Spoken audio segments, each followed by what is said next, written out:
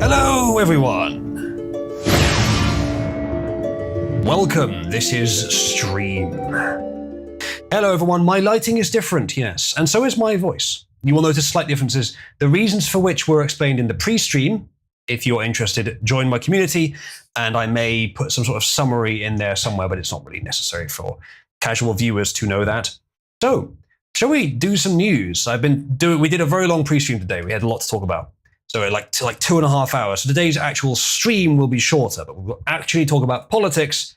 Unlike in the pre-stream chat, press 1 if you don't believe that we'll actually talk about politics. Let's do some memes. Age verification. Now this is genius. And I want to just have this up while I talk about this. Do not crime, chat, but for educational purposes, I'm going to read this out to you, and the following statement is a joke. This is genius and everyone should do it. For legal reasons, that's a joke. Age verification due to applicable UK laws, says this website. Websites must verify the age of visitors using official ID to confirm they are at least 18 years old. We are a small site and unfortunately do not have the resources to implement such a system, so we are unable to serve users in the UK. We are not required to verify your location, so please confirm below either I'm not in the UK or I am in the UK. Hey! You're a dumbass or you're not. Do not crime chat, but this is genius. This is actually genius. Now, the government, unfortunately, the UK government will probably, if they find any site doing this, even if it's a small site, they will try to sue them. And even if they're not based in the UK, that could still cause them problems. Either they could be blocked by ISPs in the UK under the government's instruction. They could be not necessarily extradited, but they could face financial penalties in countries that are allied or otherwise friendly with the UK, which I don't know exactly legally how that would work out. It probably wouldn't happen in some cases, but it might in others. So it could still be a problem, but yeah, just fuck Keir and fuck the Conservatives too.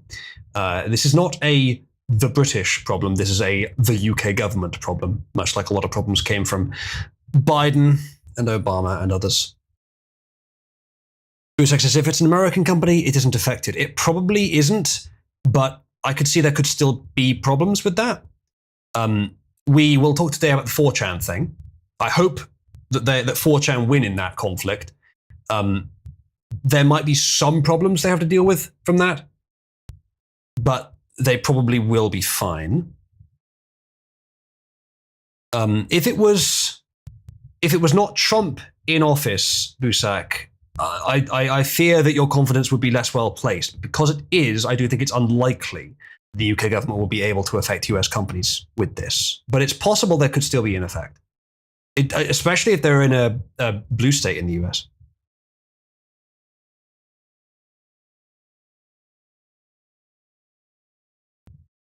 Maybe Busak, I don't know. They probably would in some cases. Skog, it doesn't really matter whether they're based in the UK or not. They could still face some consequences.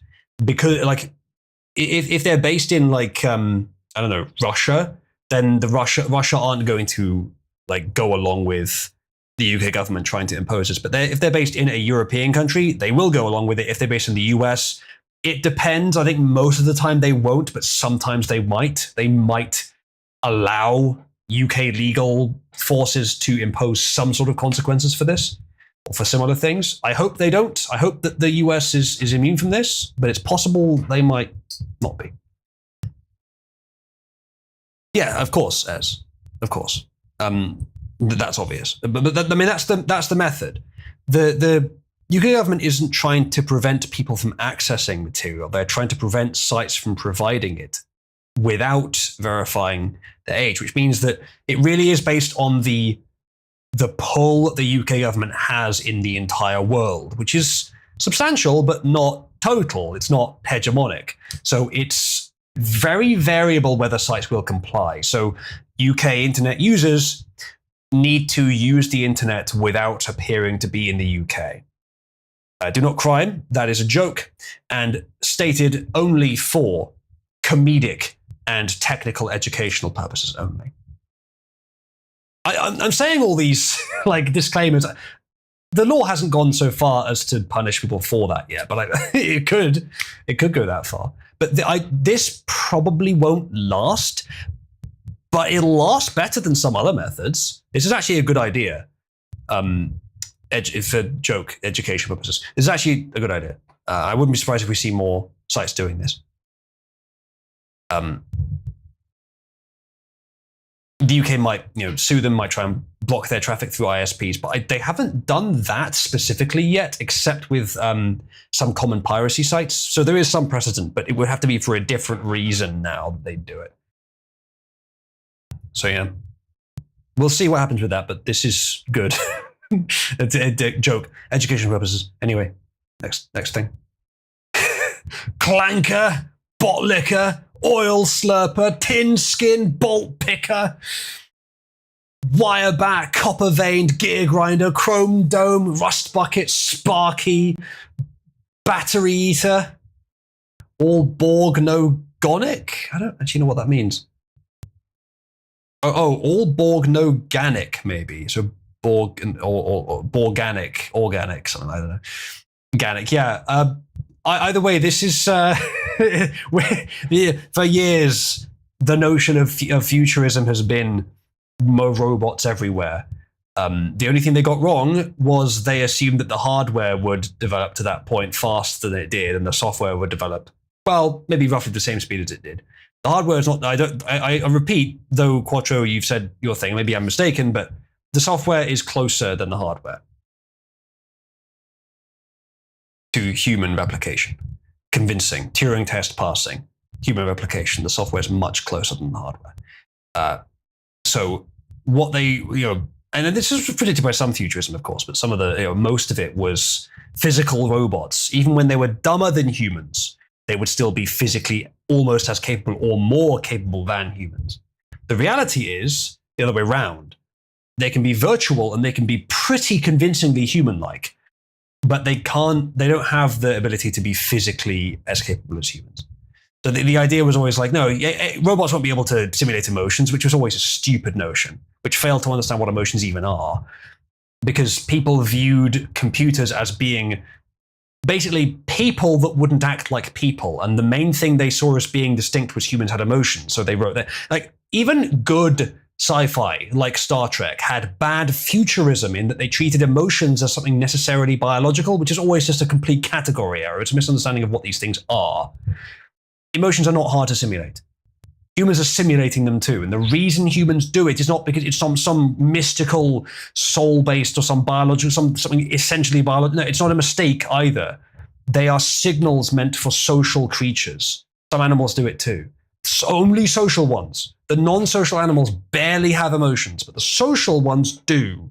Humans may not even be the most emotional animals. We probably are, but may not even be the most. There's plenty of others that do it as well, but it's just for signaling.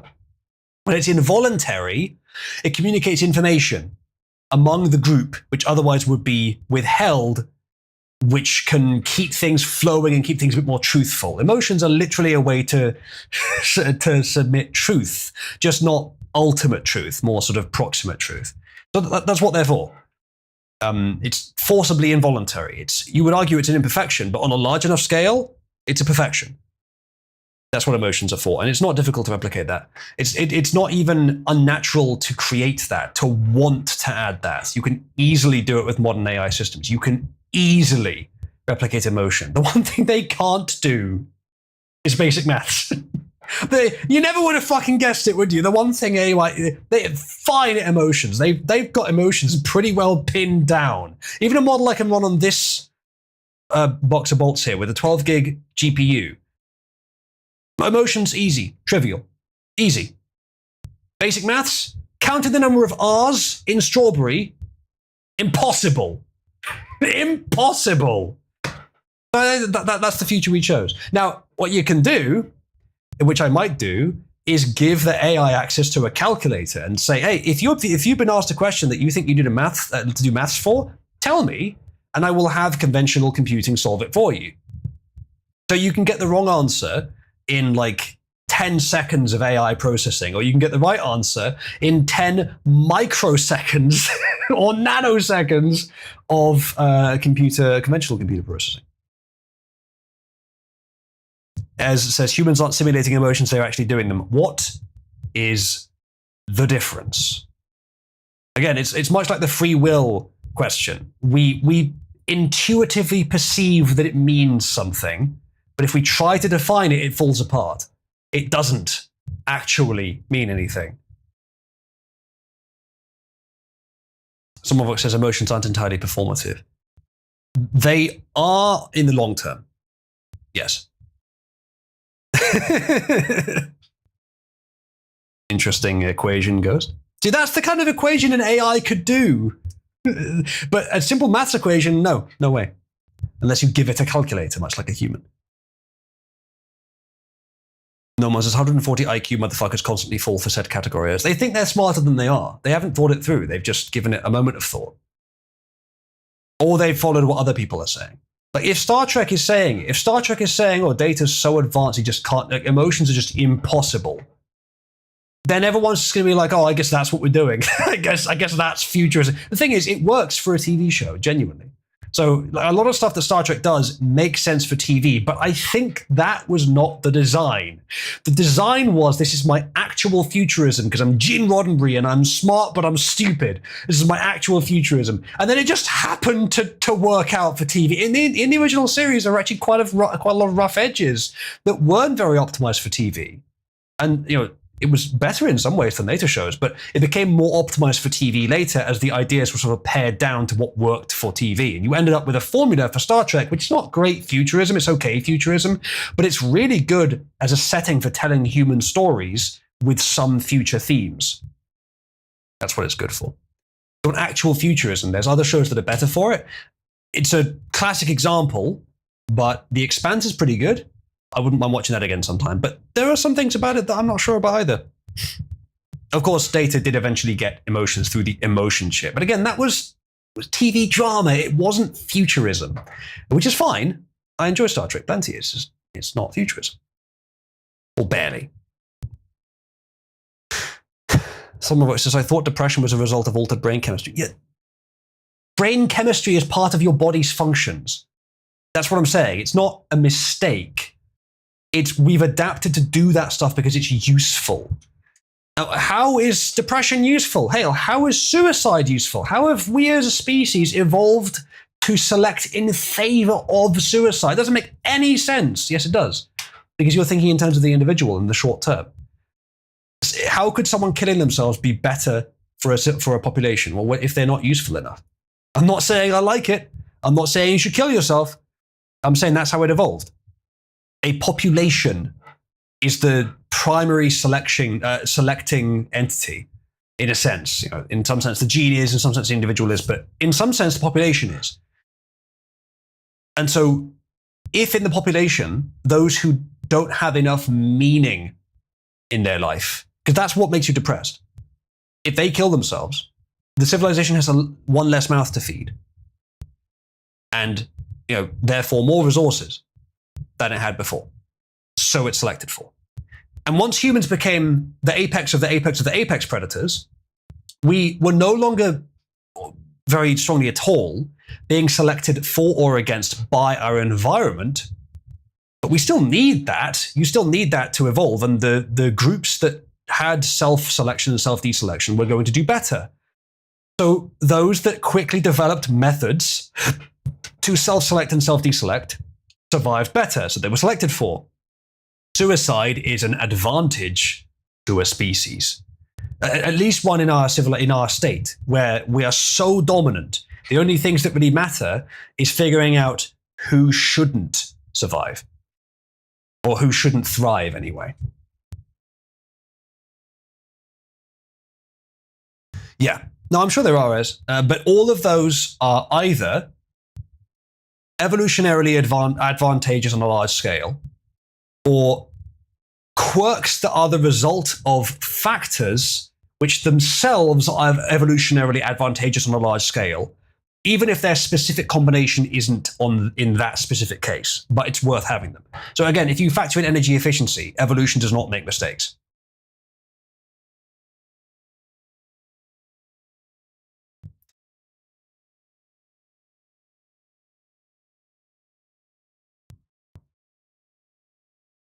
Depression is evolution telling you you're worthless and the rest of the world would be better without you. I don't want to go quite that hard on people who may be feeling depressed. Unfortunately, that is basically the biological root of it, in my opinion. Bevelin says depression is more to do with neural architecture than chemical balance. It's a habit. Sure, that could work too. As an explanation, I think that's in line with what I'm saying.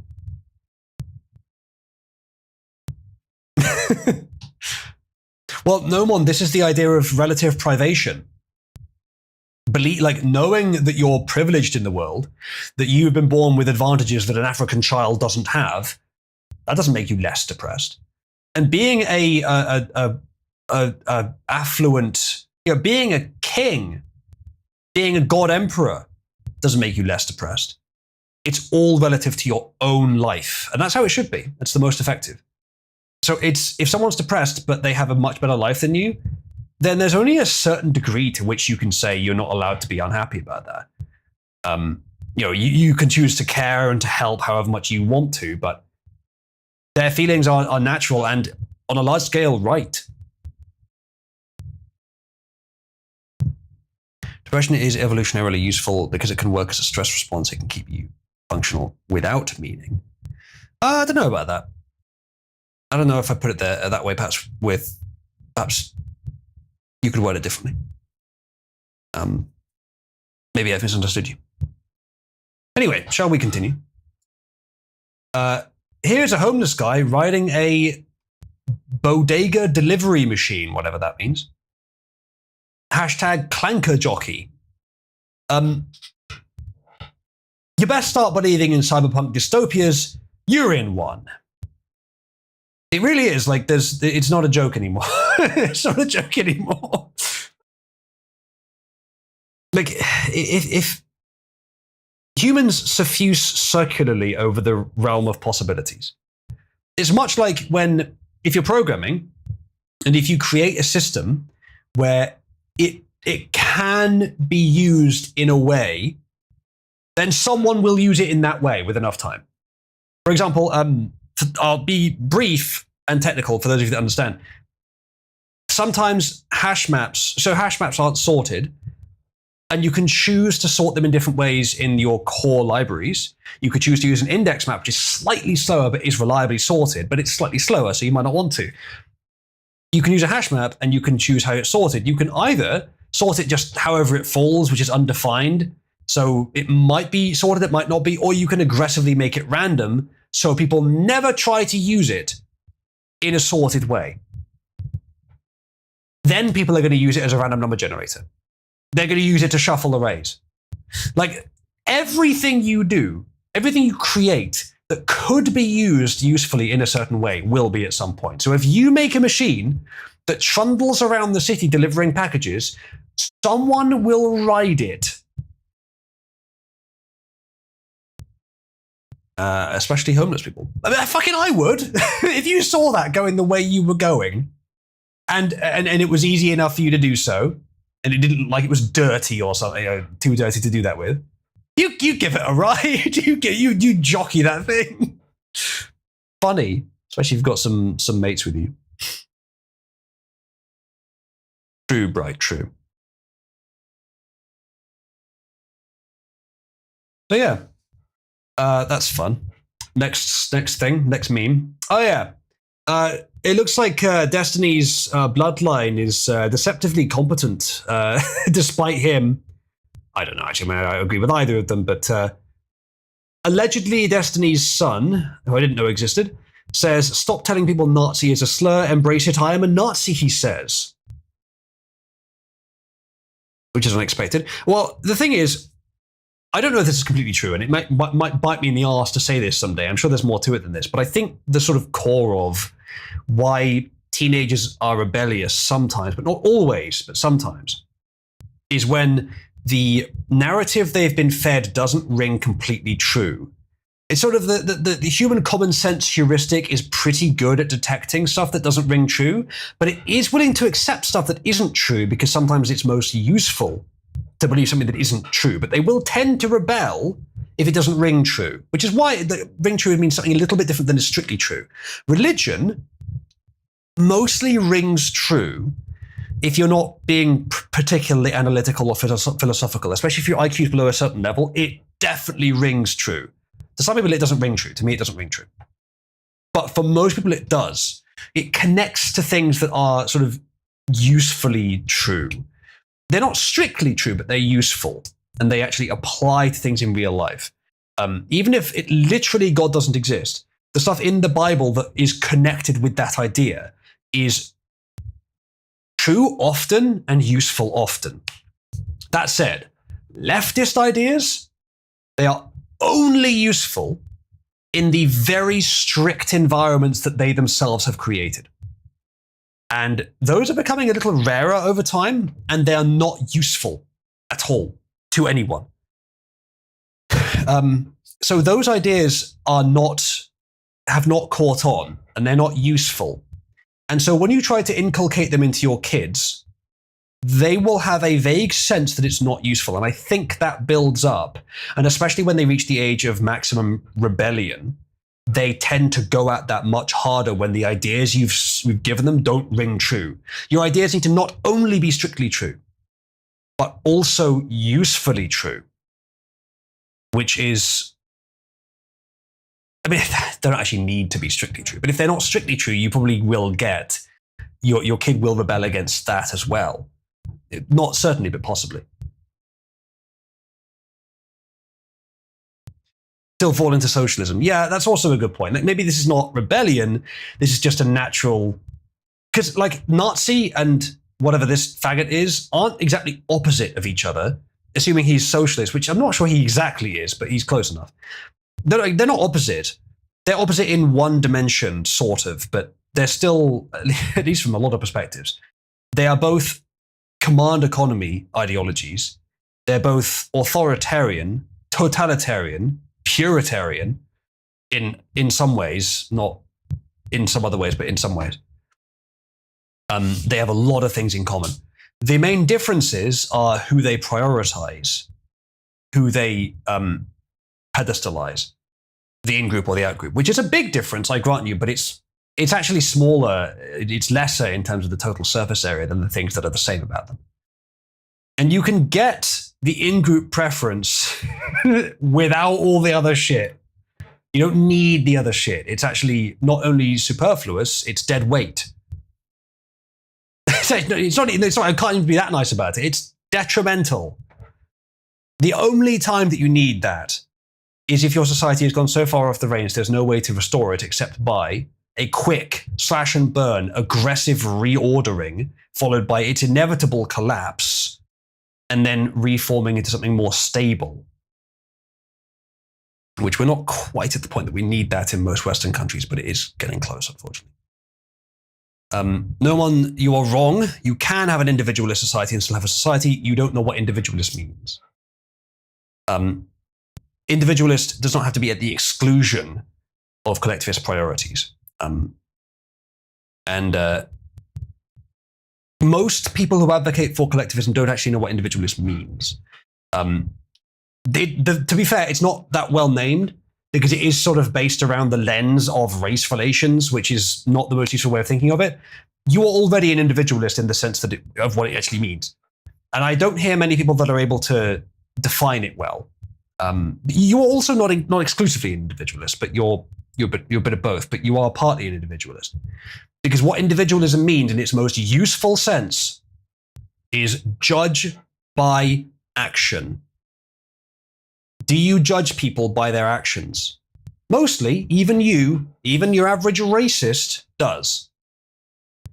If, however, you are judging them only by the group they're in, judge by group is collectivism, which is not invalid completely, but it's very approximate. It's not enough. If you're dealing with large groups of people, large numbers of people, and you don't know them personally, you don't have time to get to know them personally, collectivism is more useful, but it's still not the end of the story because it's low resolution. If you are in a desperate situation, you don't have the energy to judge individuals by their actions. You kind of have to judge them by group. There are times where individualist reasoning, where collectivist reasoning is useful. But A nation should, as much as it possibly can, design its structures and principles around individualism, because that is how you get freedom. And meritocracy, by the way. Capitalism is necessarily individualist. Unless you fuck it up, obviously, like you can stray from the model. You try and make it more collectivist. Most collectivists think individualism is some kind of atomization. It's not. It's about how you organize the merit gradient of society.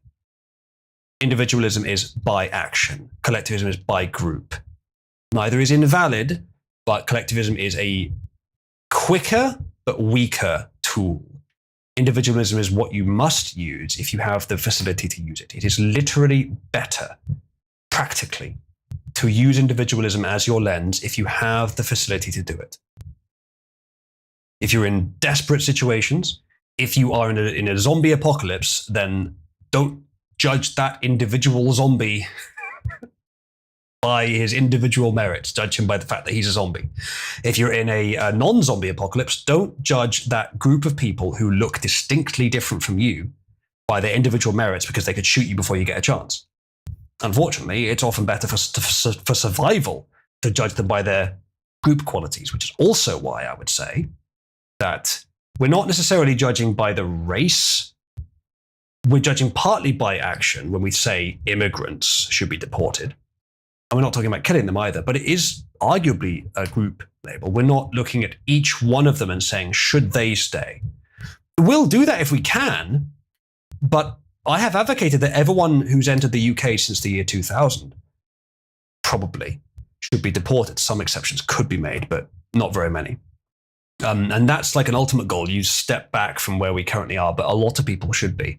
A lot of people should never have been here. Now, that is arguably group related, but it's also partly action related because there has to be an action taken to get there. But when it's something immutable like race, it's not that it's invalid. There are valid patterns to be found, but it's not enough. Clarence Thomas, for example, it's not enough to eschew individualism completely. And a society that does is going to fail because you fuck up the merit gradient. Yeah, you can get really fast settlement to a relatively stable state, but then from there you're fucked because you've got no way to move in a good direction.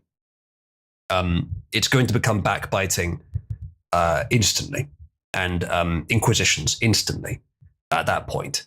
So you need individualism to make it about something real. And for that, you need a stable society. Yeah. Collectivism forms the basis, but you don't do it as long as you don't have to.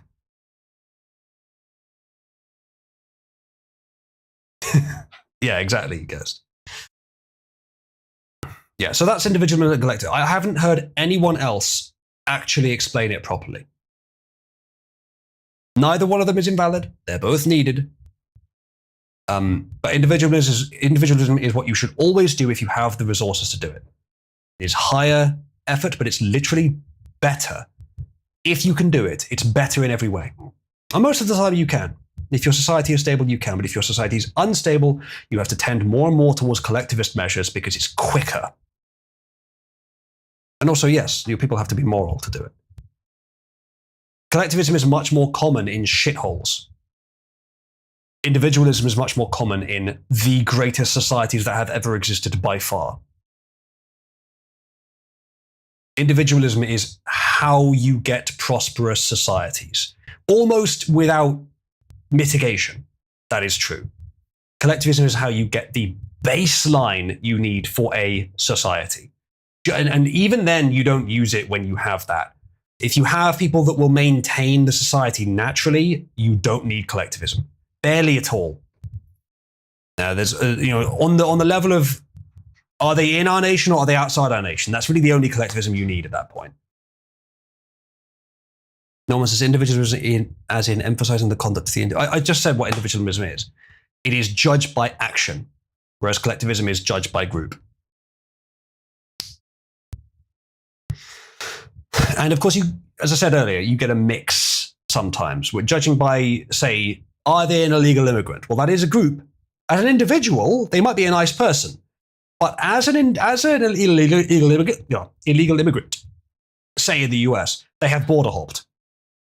That's an action that is necessary to be part of that group. Therefore, that is a mix of individualism and collectivism judgment. And it's within the realms where I think it's quite acceptable. If you were to say they are brown, so they should be kicked out, you can make the argument for that, but it's less acceptable. It's less rigorous, and it's less likely to produce good results if you follow that through completely. Because some of those people are definitely worth having. Now, if you're at the desperation point where things are so bad, you just need to get rid of all of them immediately, well, it's going to be very, very frictionless to do that. But if you're that desperate, it is probably the safer option, but not for the long term, really only for survival, only for desperation. A lot of us are so desperate because politicians aren't doing anything. A lot of these problems can be solved very quickly by a competent politician in office, a competent and good-willed politician. Like, half the fucking working class in the UK would do a better job than Starmer. In every way. Because they would just go in there and they would just apply common sense shit that everyone wants, and it would work. But that's the thing. It's not even about competence, it's just about will. You do not need to go down the path of overreacting. You don't need to go down the path of shoot the boats. You want vengeance. Control your emotions. You're not a woman, even those of you that are. You be a good woman. Control your emotions as much as you can. It is not necessary to do that, and you will lose supporters if you do.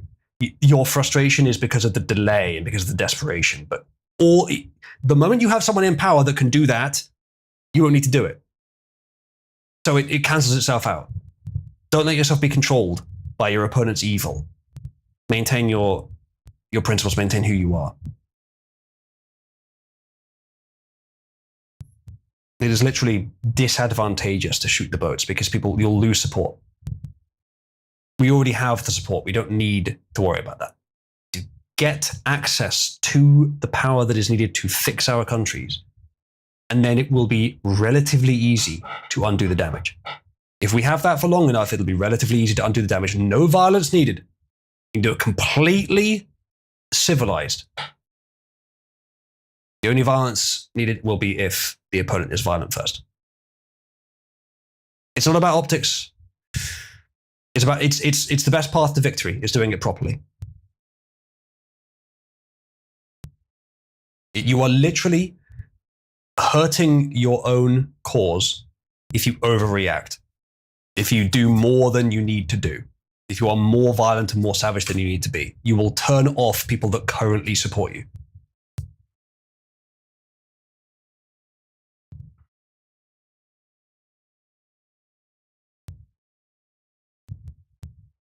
Quattro, if we're talking about on an individual level, I'm not talking here on an individual level. If we're talking about if you see them raping someone, yeah, obviously, I'm talking about from a collective high level. If you have the power, you don't then overreact. You then do what is necessary to get rid of them without losing supporters.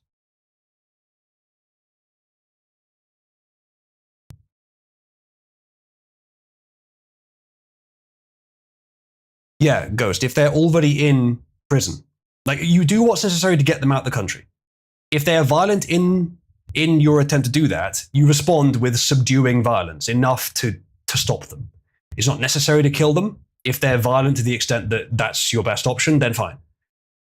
But it's not necessary in most cases. If they're already in prison, or if they've already been arrested for a crime, yeah, deport straight away. So that covers what you're saying.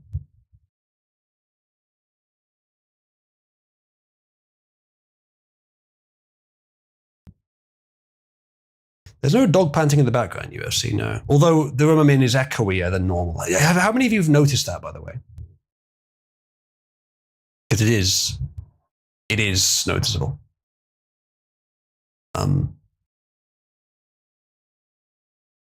Yeah. The problem is that if you the rapists and murderers need to be deported. The government using those people as an excuse to give itself the right to kill other people, I'm not in favor of. They just need to be sent to France. I mean, sent to their original countries. Or wherever. Anywhere, doesn't matter. To get them out. Even if they've not been, if they're not currently in prison, the prison system in the US and the UK is crap because they either put them in and release them too quickly, or they don't even put them in unless they're white. So all of them that have committed any crime, deported. If they're immigrants, illegal or otherwise. Again, it's not, Kiza, the goal is not to punish them because you don't care about them. You don't care what they think. You don't care what they do. You need to make it unappealing for people to try and come in by saying you will not be allowed to stay. You will be arrested, treated poorly, and then removed. Or treat you humanely, but not politely, and then removed. Straight away, it's a waste of your time. It will not be worth the money or the resources that you give to make the journey. That's all you need, and then they'll stop coming. Especially if you have a moat, like we do. Or you have a border wall on the southern border, like the US does. That's all. Again, if you try and pursue revenge, you'll disadvantage yourself. They harmed us because we were complacent. It was our fault as a society. It was more of a force of nature.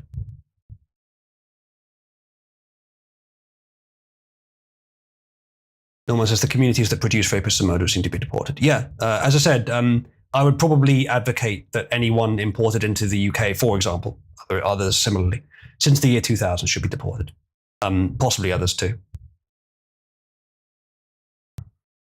Yeah, we did build a tunnel under our moat, but it's fairly hard to get into. Oh well. You wouldn't want to walk it.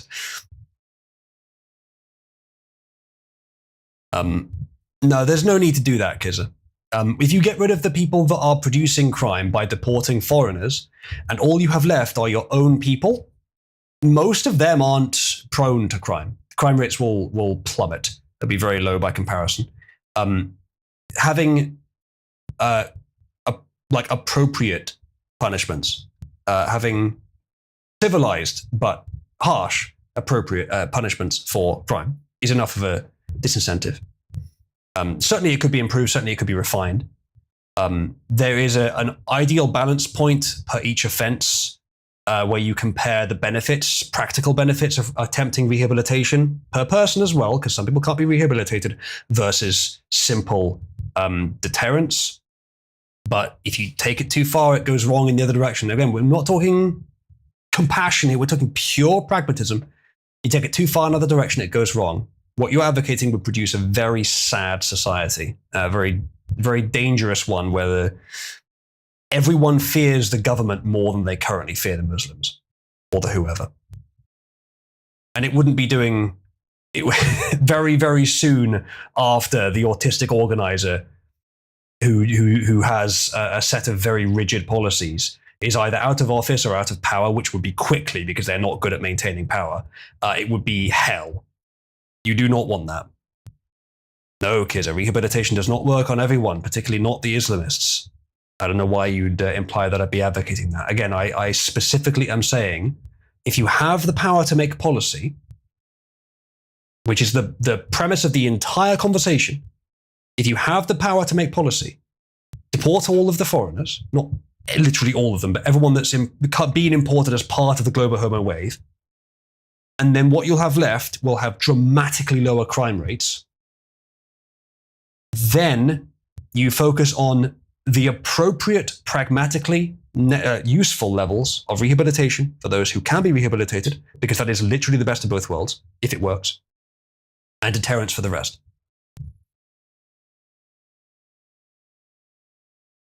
Because pain does not always teach the lesson you want it to. Your policies would not work. I believe, are mostly just expressing bloodlust. This can't be done peaceably. It may not be able to be done peacefully if the UK state changes direction and says, we are now deporting everyone, came in since the year 2000. You would see mass riots. At which point, those who riot, if they are foreign born, if they're no longer, if they're immigrants in the last 25 years, if they riot, if they commit crimes, they are now foreign criminals, not just immigrants who were foreign, but now foreign criminals. And it really is hard to say that it's not time to send in the army.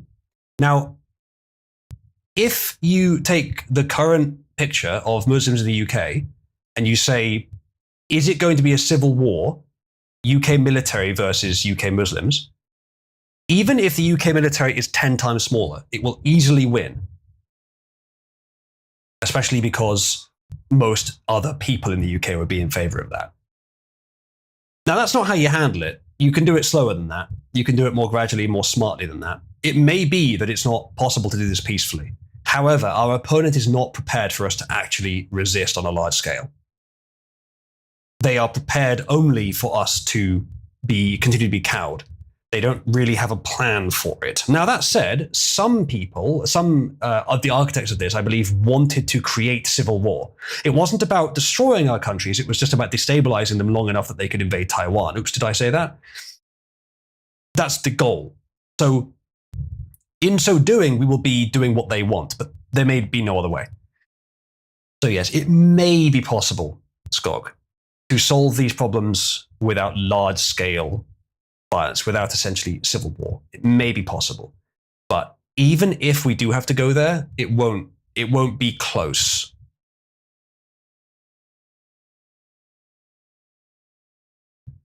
It might kick off, Skog, within this administration. Yeah, we'll see. Yeah, the problem is, Wolf, that bloodlust towards the invading army, yeah. On an again, we're not talking individually. If individually you want to exercise your bloodlust, again, you're letting your emotions control you. It does not help on the large scale because you might hurt someone, sure, that you don't like, but then the state will respond to you because you have attacked someone. It's simple enforcement of the law. Now, they're inconsistent on that, obviously, but in that case, they would be enforcing it on you after you've done something. Now, if you're doing it in response to them raping someone, you might get away with that. You're supposed to be able to. Again, like, it depends, but you're probably not doing yourself any favors. If you get yourself imprisoned and raped by the Muslims in prison, are you actually helping? Again, you've let your emotions destroy your potential to be useful. Now, that's just on the individual level. That's just what you as an individual are doing. That's not what I'm talking about. This conversation was not about that. It's about the higher level of if you are in a position to make policy, if you have state control. Is it helpful to exert bloodlust? Still no. Again, Wolf, I am not saying it's not natural to feel bloodlust about an invading army. I'm saying it's not useful to exert it. It doesn't help anyone to just say, well, just kill them all. You exert that, you express that anger, fine. You're not a fucking woman. Don't let it control you. What is the most effective solution? What is the most effective solution? If you kill them all, you lose the public. No one in civilized places wants to see millions of people killed. Most of the British public, at least the white public, the British public, want to see mass deportations, or at least want to see something along those lines. Most. That's fine. You will lose at least half of them if you start killing without, direct individual co-justification. So what is the most effective policy? Not to let your emotions control you and just overreact and be violent. Even if some of them deserve it, even if you feel right doing it, it's not the most effective policy. This is why there is a separation between, this is part of the reason, there's a separation between the public and representatives. Because representatives, in theory, are not driven by emotional reactions. And there's a reason why there's a slow process to decide what laws are made and how they're implemented. Because it's less prone to knee-jerk reactions. Now, there's obviously other problems with that, but we don't get a kind of dramatic overreaction that would immediately destabilize any civilized country. Because we still have, in most places in, say, the UK, in the US and other places, we still have a general atmosphere of civility, though there's plenty of breaks, plenty of chaos in amongst it. Generally, people still, they don't attack everyone they see. In some places, it's not far off that. But most places, it's not like that. We are still a country, not a, contested zone a war zone. It could get there, but even in civil war, it's rarely completely that. Until we get to the point where we have no means of enforcing policies, there is no advantage to large-scale violence for us. And there's only disadvantages. If it can be solved peacefully, even if our opponent deserves violence, it should be. It is literally better in every way. Now, if it gets to that point, fine. Respond in the appropriate way. Respond in the most practically useful way. The way that will produce the best results in the long term. Which right now would not be to just obey your base instincts. It is normal and even right to feel some bloodlust. But as a responsible, especially male adult, it is your responsibility to control it and to decide what is the best thing to do, not just what is the most pleasant or relieving thing to do.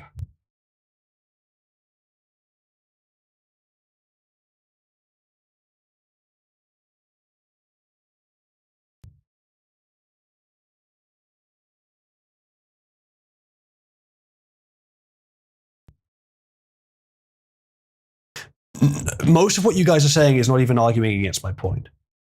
Gog says our responsibility is to defend our families and nation. I agree, that's why I'm here. And the best way to do that is what I'm saying. Again, I'm talking about best long-term outcome. What I'm saying will achieve that. What you're saying will stop this movement in its tracks because we overreacted. We demonstrated ourselves not to be mature adults. What you're saying will hurt this measure because we're not a deranged, uncivilized nation who glorifies violence. Very few people in the UK or the US or wherever want mass killings of foreigners. Very few people. But many want them to go home. Most, in fact. More by the day, yeah. Let's hope it never gets to so many that that's the only choice we have. But if it does, then maybe that is the right course.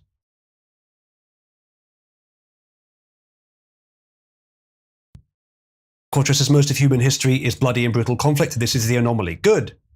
We have found a brief intercession in the range of utterly awful history where we have the chance, if we're strong, we have the chance to maintain peace and still have a prosperous society. Holy shit, is that a fucking blessing? Let's not squander it because we can't control ourselves. Because it says Europe post-Crusades, tell us the results again. I don't know. You tell me. I'm not really a history guy.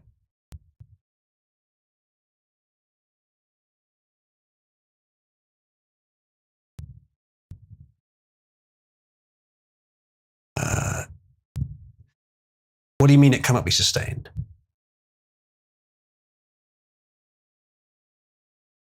Yeah, Spooner, we'll talk about that story. Well, I mean, I'm planning to talk about that story today. That story, there are some people who are misinterpreting it somewhat.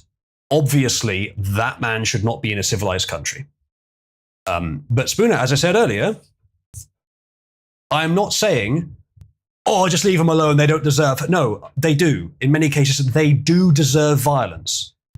You are an adult. And if you attack a brown, even if it's in your house, uninvited, you may be okay. You may not be pursued unjustly by the police.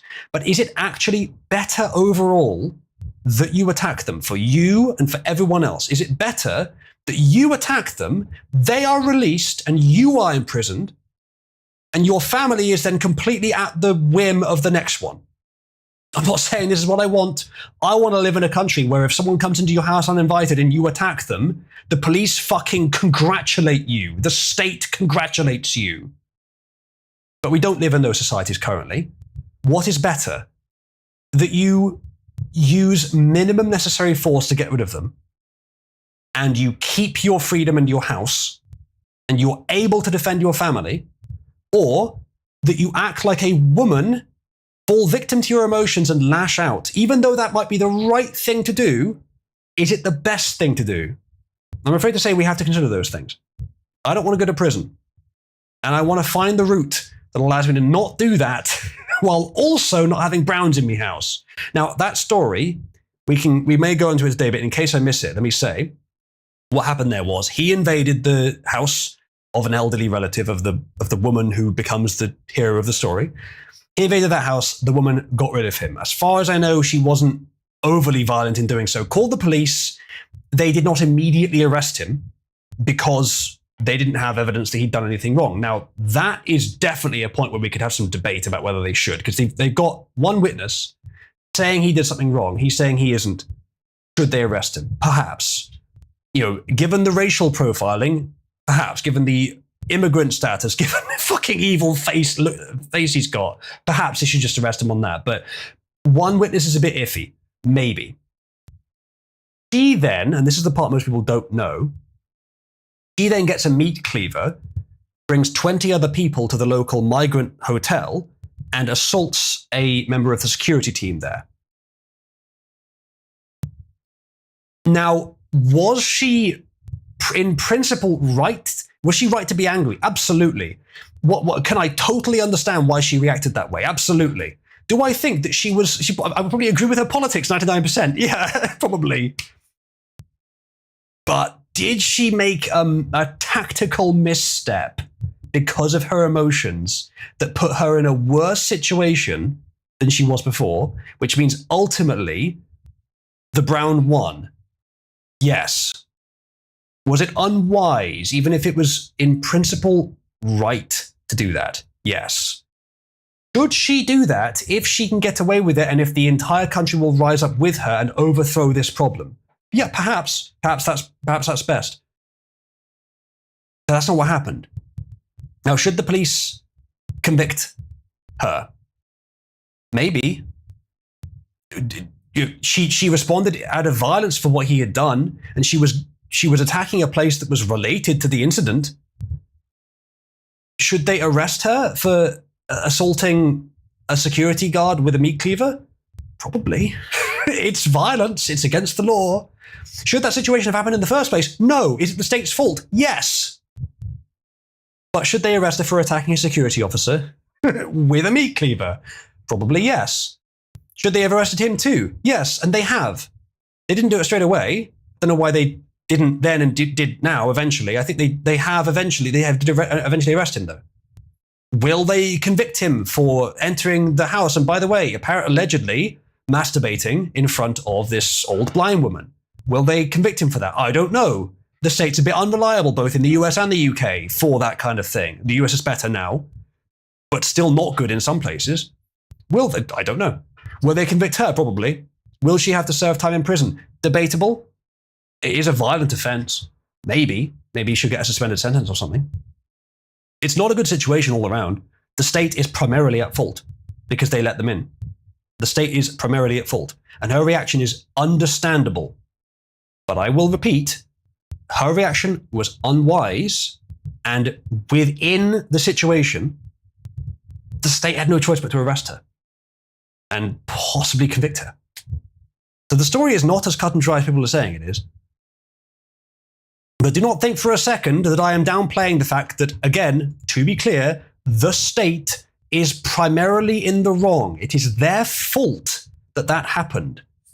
Also the Brown. He is very much at fault. Even within the context of, okay, there are immigrants in the country, he is still very much at fault for invading that house and sexually assaulting, arguably, that woman. It's debatable whether it counts as that. Either way, it's something similar. Those two are the primary people at fault. But was she unwise, controlled by her emotions, and did she technically deserve to be arrested within that situation? Yes, yes, and yes. You don't just we probably what we should do as a nation to recover from this situation is to actually slack off stuff like that. Maybe like that for survival may be necessary, but that would be failing to enforce the law, which is something we wouldn't advocate in general. It would not be the principled thing to do. Maybe it would be the practically best thing to do, again, so I'm open to considering it, but it would not be the principled thing to do.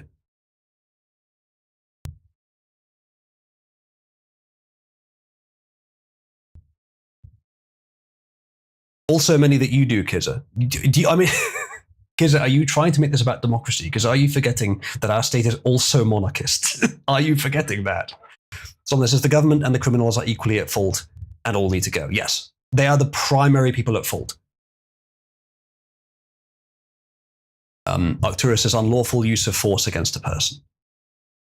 I mean, I guess. Again, I don't know. I'm going by the reports I've seen.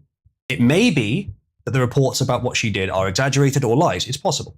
But she, what appears to be consistent is she took a meat cleaver to the migrant hotel and tried to get in with 20 other people. Again, completely understand where they're coming from. Completely understand. But tactically unwise for the situation. Tried to get in, encountered security, tried to, mess with him, didn't actually hurt him as far as I know, and then got arrested. Like, if you're the police officer in that situation and you see those people there and they're angry, maybe you just say, fuck it, let them in. This has gone on long enough, let them in. Maybe you do that. You'll lose everything, though. And it's not the principal way to deal with it. It's debatable whether you do that. Some of you might. I don't know if you'd have the courage necessarily. But remember, it's got to take more than one person to do that. It's got to take the entire, every police officer that's sent there has got to do that. And then their life is over.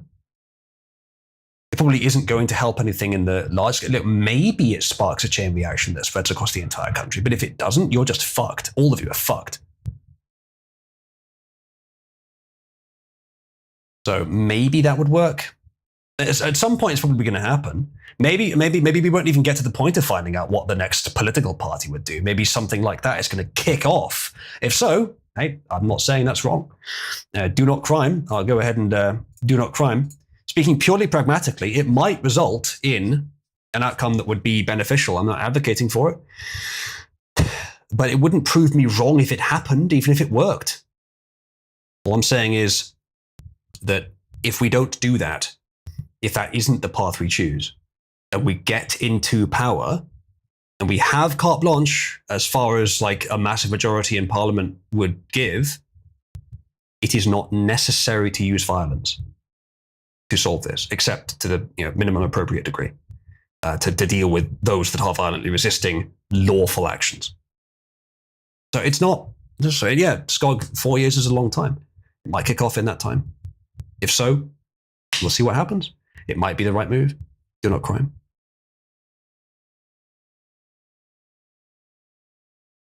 Indeed, Wolf. Daily Mail was my, not only I don't think, but my main source for it. Daily Mail is, the weird thing is it's not as bad as some people say, but I can definitely see why they say it's bad.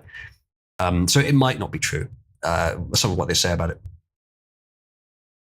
But I did see more than one source talk about the meat cleaver and the 20 people and the migrant hotel and what the guy did. So I expect that stuff's true. It's a pretty shitty story. It should never have happened, of course. The state is the main one at fault. Then the criminal, the Brown, is at fault. But then, to a small degree, she is too. I think the security officer she attacked at the hotel was white British, if that helps you to make your assessment. You can argue he's a traitor. And so he deserved it. I'm sure some of you will. I can see where you're coming from. Arcturus says, so it sounds like the other persons that are involved is irrelevant to her taking a weapon unlawfully to another establishment and potentially commit assault.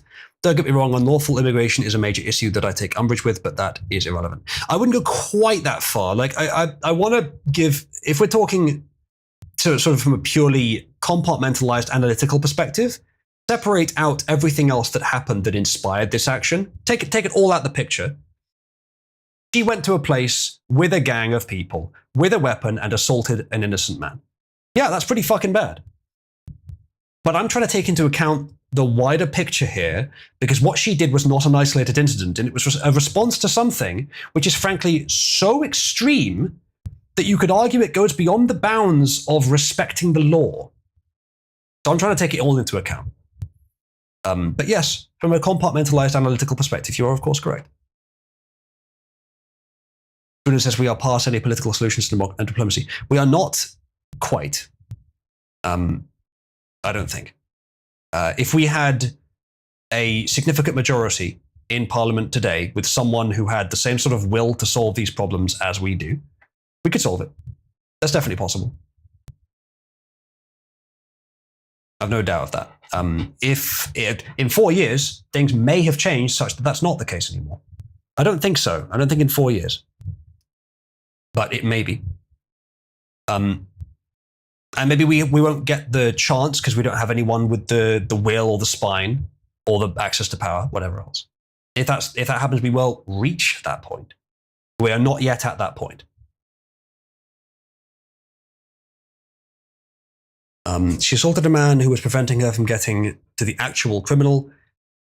Innocent is a strong word. Again, in a civilized society, we don't do vigilante justice.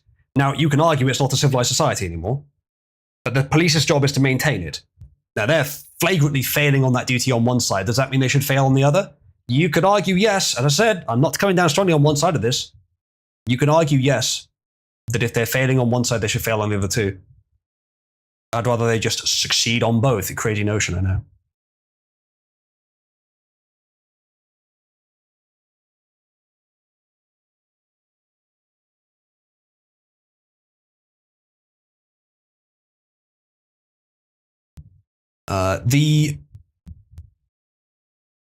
To be fair, the reason that Mohammed is the #1 baby name in the UK is not because Muslims are 51% of the population. It's because they all use the same fucking name. I believe it's actually the #1 name in quite a lot of countries. Muslims are a relatively small proportion of the UK. The real concern is that they're a relatively large proportion of the young. Yeah, there are 5 spellings, but they cluster around very few.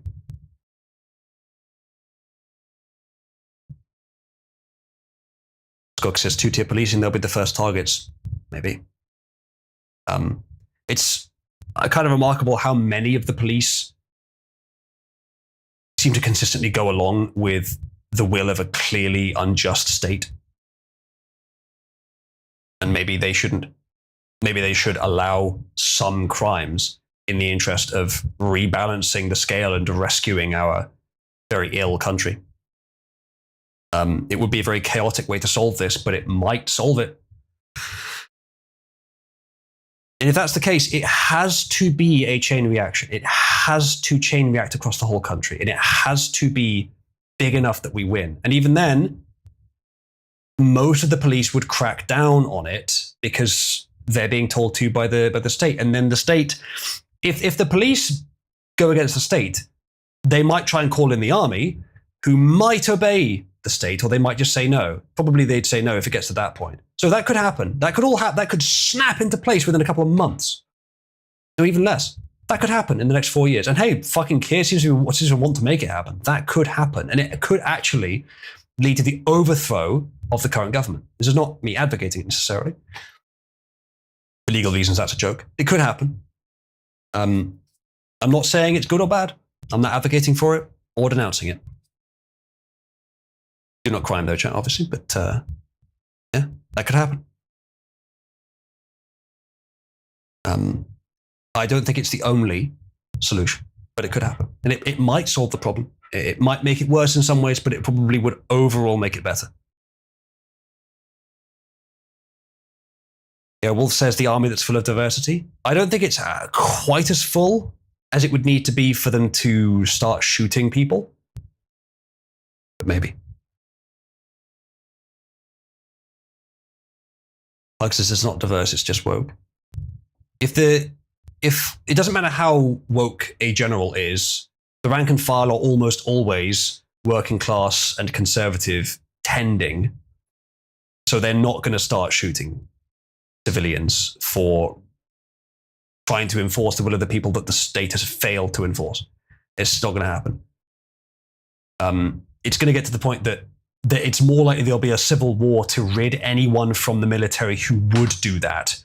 If that were the situation, if the police refused to prevent large-scale riots and emptying by one means or another of migrant hotels, if the police refused to do that and the army was sent in, they would almost certainly, some would obey, but most wouldn't. It would probably very quickly lead to the overthrow of Parliament. And I don't know who they fucking instill. Might even overthrow the monarchy if they did that as well. Again, not advocating for it, but it might happen.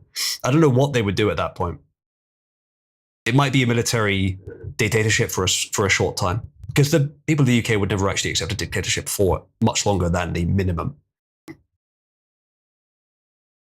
It would be very tentative, yes. That's not really how I want it to go. It would be better than death, but it would be worse than finding the civilized solution, which I do believe currently still exists as an option, but it is becoming more distant. Someone says the longer you put this off, the more horrifically severe it has to be when it inevitably happens. Yes, I definitely accept that as a general principle, not as a criticism of me if it was meant that way, because I'm not putting it off. I'm not saying I'm against doing this. If it were to happen now, then we'll see where it goes. I'm not hoping it doesn't even necessarily. I'm not saying I want us to wait 4 years to try a political solution. I think it would be better if we could and it works. But that's all I'm saying on that. So I'm not putting it off. And I agree, the longer we wait, the more extreme it'll have to be. The old immigrants are now protecting the new immigrants, says Pug. I think that varies. Much like in the US, there is some variation there. There are some who feel like they're the legitimate immigrants who don't want to help the others. But yeah, it depends on a lot of things. Maybe in the UK, it's more so racialized, ironically.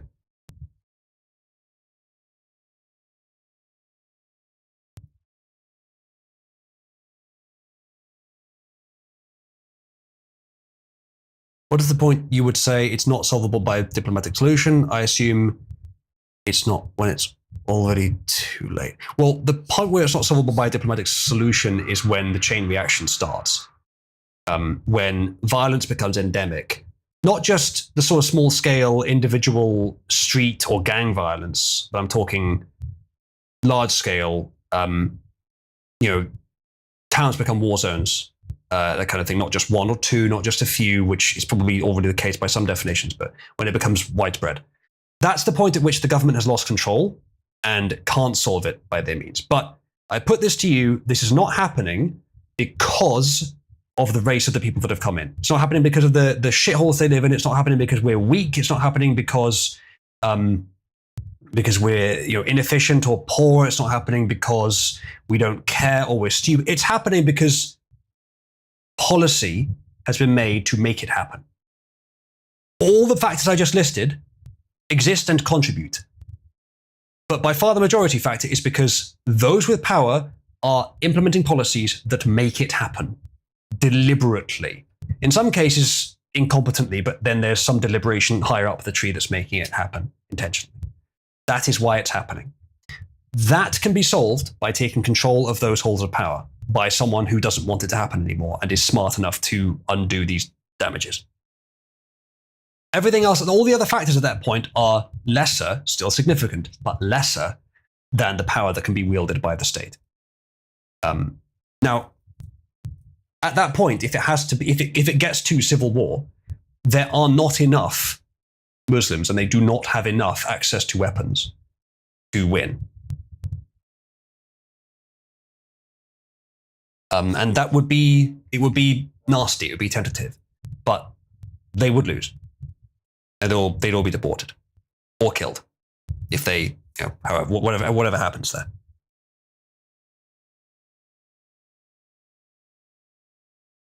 So if it comes to civil war like that, then so be it. Again, I'm not really advocating or denouncing anything here, but there are certain solutions that would be a lot less unpleasant.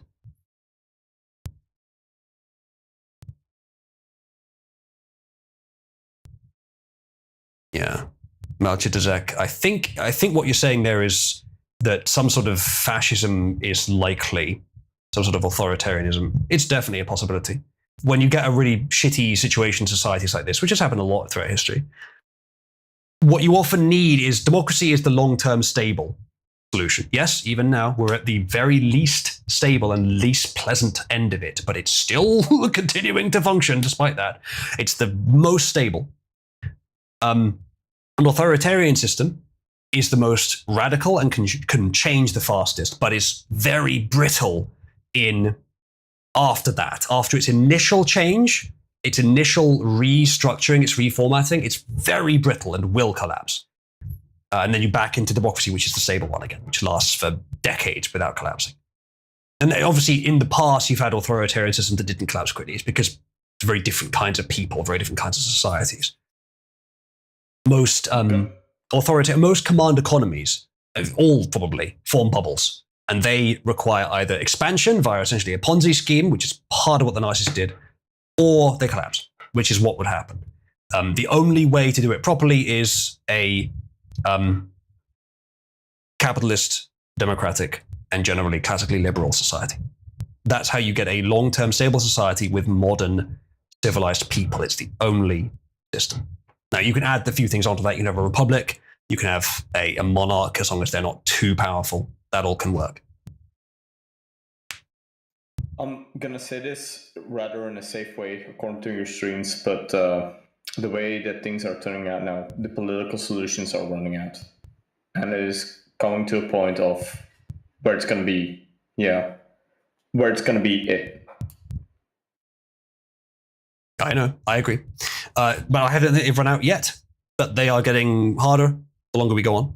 Kiza, I didn't say that capitalism requires democracy, but they do work very well together. I disagree that monarchies work better with capitalism. They're both compatible with it. But I do think democracy is the stable system, whereas monarchy, because it depends what you mean by monarchy. Because if you're talking divine right of kings, it's authoritarian, and as I said, it's brittle and will cause bubbles. Of course, current systems do too, but at least it is, this is in its most decayed moment. It's the closest it will ever be to what you're advocating. If you're talking about a more reformed monarchistic system, then it's pretty much what I'm saying anyway. You're going to have some sort of court, some sort of parliament, some sort of representation. So, to the degree that it is authoritarian, it is brittle and you will usually involve some sort of Ponzi scheme, some sort of national bubble like China, Nazi Germany, etc. To the degree that it is more libertarian and more democratic, it will be more stable long term, though less able to rapidly and in an opinionated way correct problems, but more stable, more adaptable long term, so it actually lasts. And that's true in the modern day. Again, in the past, hundreds of years ago, monarchy was a simple solution because it was very easy to understand, and people weren't intelligent or freedom demanding enough to go for something more libertarian. It was also a matter of sort of momentum. Those that had power wanted to keep it. By the way, monarchy is not an invalid system. I just think democracy is a bit better in the modern day. This is why I believe that cultural institutions are extremely important to a stable society. They need to be the filter for adverse ideals invading, i.e. the church. Sure, I'm not against that. I would not be a part of it myself, but I do advocate for religion to be generally present in a civilized society.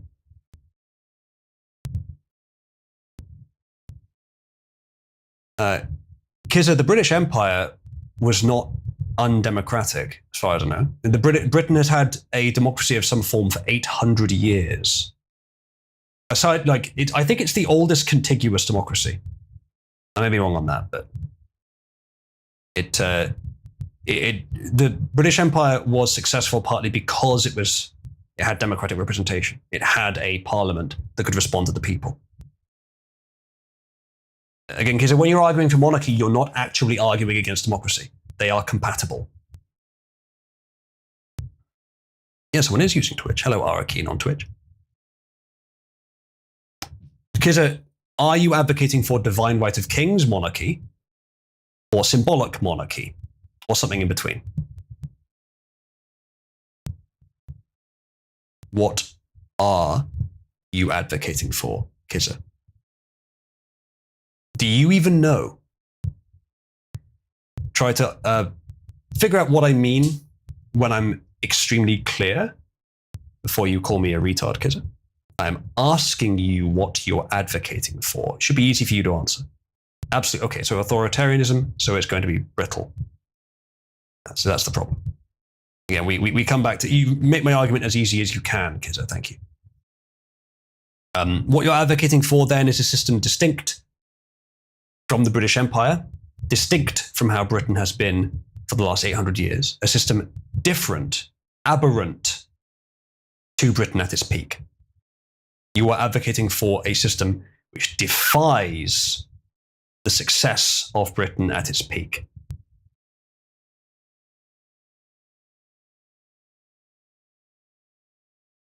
Should we go on to another story? America gives Israel money. Israel gives them refugees from their genocide in exchange. What a deal. Children from Gaza arrive in San Francisco through Heal Palestine. So America's getting them too. They're coming to there as well. Again, America is a union of roughly 50 countries. It's not one policy across all of them. Sure, there are some policies they all are supposed to follow. But California is part of America too, and it does this shit.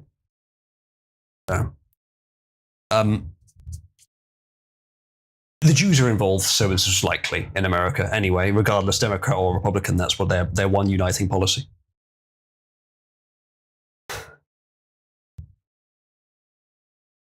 Kizza, when did I say that you have to use kindness to conquer the world?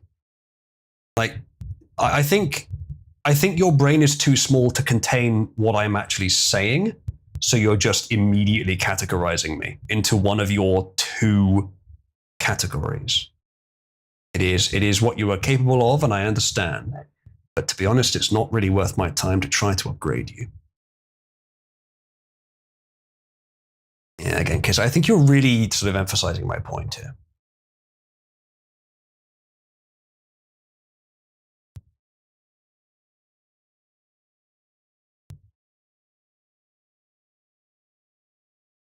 If the wizard would like to come down from his ivory tower, he'd see the state of reality. I do know the state of reality, Scott. That's not what we're debating. Kizza doesn't know what he is advocating for. Well, when he does, he doesn't know what I am. To get both would be a fantastic coincidence. So, Skog, I don't know where this is coming from, the idea that I don't know how, like, the state of reality. Where is that coming from? It's a very shallow and, dare I say, even evasive position to say that this guy does not agree with my bloodlust or does not agree that it's the right move. He must just not know what the situation is. He must just love Muslims. He just wants to have infinite Muslims. An exaggeration of your position, but an instructive one. No, it is possible to understand how bad things are and also not let my bloodlust, my will for vengeance, my will to aggressively solve the problem, overcome my reason.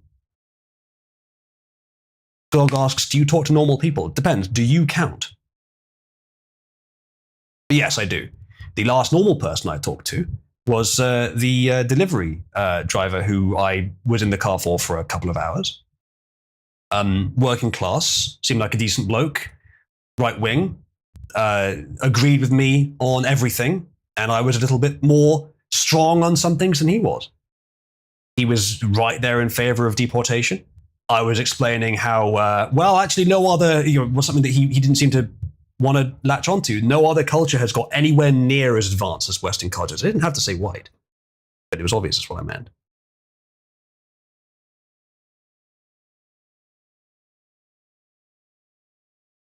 Kizza, I recommend you do not attempt to characterize what I'm advocating for until you are willing to actually think.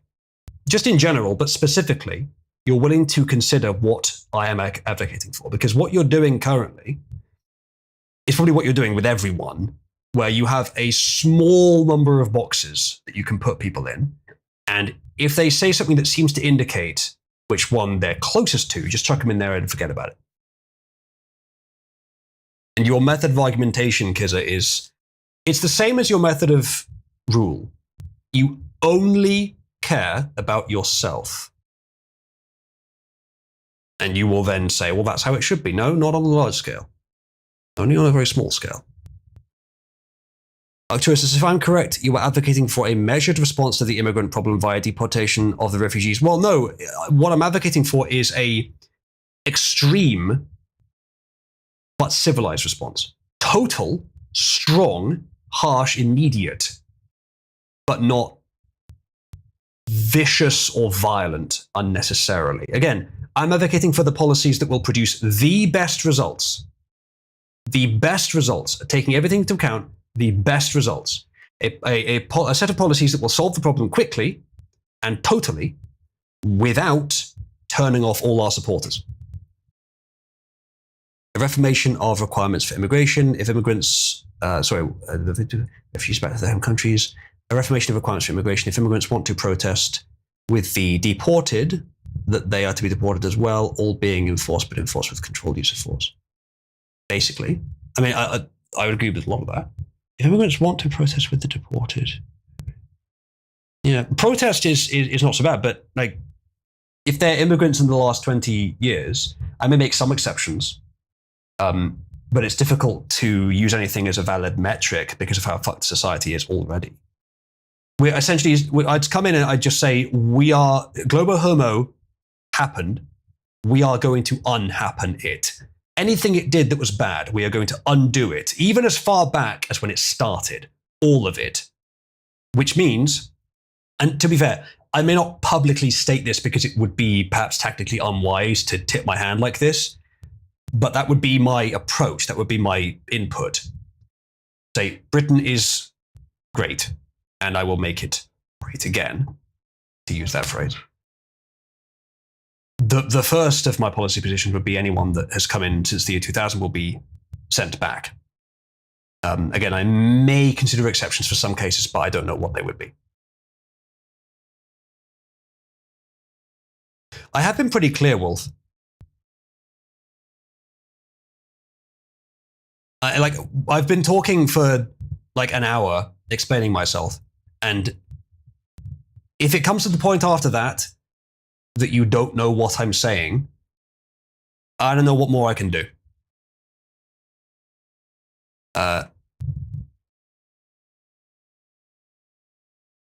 So if you're listening to someone who you don't think is insane, and what you think they're saying seems insane, consider that you may have misunderstood. Like, I would do the same thing for any of you as well. That is perhaps what's bothersome here, is I'm trying my best to address you in what you're actually saying, all of you. Even Kizza. But with some, I don't feel like I'm getting the same back. Little social police 4 years whilst we have a literal army on the streets going on. Wolf, I'm not saying do nothing. At what point have I said we should do nothing about it? I think what I'm saying is just, maybe I'm putting in too much effort to specify things, and so it's just hard to understand. If you are advocating like street violence to solve the problem, why haven't you done it? In which case you're not advocating it. If you are advocating it, why aren't you building an army? Like, again, have the courage of your convictions. Hey, maybe you are. In which case you can't tell me, so too bad. You can't win this internet argument. But if you're not, why not? If that's what you think is right, why not? I'm not saying it's right, but if it would solve the problem, fine. If that's what the people decide, I'm willing to go along with that. There are several solutions that could work. Some are more likely to work than others. Some it's time-based, some it's chance, some it's who can we get. Lots of factors. If we go with the cascading from the street up to Parliament, sort of violent rebellion kind of approach, very tenuous, could go wrong. It would satisfy people's feelings the most, which, again, don't be controlled by them. It probably wouldn't be the optimal solution, but it might work and it would be quicker, so maybe that is the right way to go. I believe at the moment, if we had someone with the will and power to do this through policy, it could be done. In 4 years, that might not be true anymore. I suspect it will, but it might not. That might require civil war. But at least if we have the will and power of the state to do it, and if we don't start the war, then will win and still be justified. At no point am I saying do nothing or, oh, it's fine, I want them to win. Again, those are positions that you're insulting me to say that I'm taking them. And even if you don't know what I am advocating for, you really should not be assuming I'm advocating for that.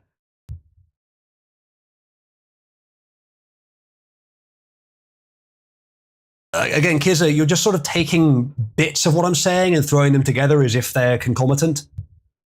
If there's a civil war, it will be won with force, you fucking idiot. I'm not going to go out there in the street on my soapbox and say, no, we need a political solution while people are literally killing each other. No, I'm going to either stay in or maybe help do not crime if I can. Again, Kizza, you cannot have an argument with someone and assume they're as dumb as you. Really doesn't work out, because very few people are. No one says it's important to have effective escalation with public sentiment through progressive overload. I'm not sure quite what you mean there. I think I get the idea. If it were to cascade up like that, if it's the will of the people, it's not a bad. It could work. It's tenuous. I don't think that level of violence is strictly necessary, but it probably would produce a better result than doing nothing. Almost certainly. No, I'm not, Kizza. Why would you say that? Like, I probably understand more about the demographic. Well, I don't know about you more than you, because you've looked into it a lot, but I mean, possibly though. I don't know. I don't know. Again, you've put me in a box. I don't think you know what my positions are. Because he has ran out of brain to make words go. He sure seems to have done. Almost as this is more getting into propagandic theory. Okay. Because it says you're going to tell us you're an ethno-nationalist. I wouldn't use that term for it, no, but I do believe that ethnic homogeneity is better than ethnic dishomogeneity. You want to have not 100%, you want to have 95. Possibly as low as 90, but 95 is safer. You need to have some mixing of qualities from outside your nation. You don't want it to be too pure as to be brittle and stagnant. You want it to have just a little bit of purity, impurities applied in a way that produce better results. And to do that, you need a strong merit hierarchy, which capitalism goes very nicely with and provides it fairly well. If it's run well, you can then pair that with a government system. I would advocate democracy. Monarchy would be okay, but I'd advocate democracy more so these days. So there you go. Boosak, you're wearing your white gloves again.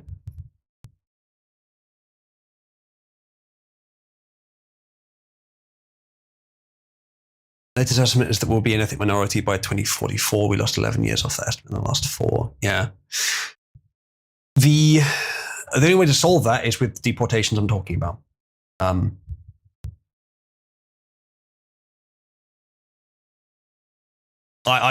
Whether they start by political means or otherwise.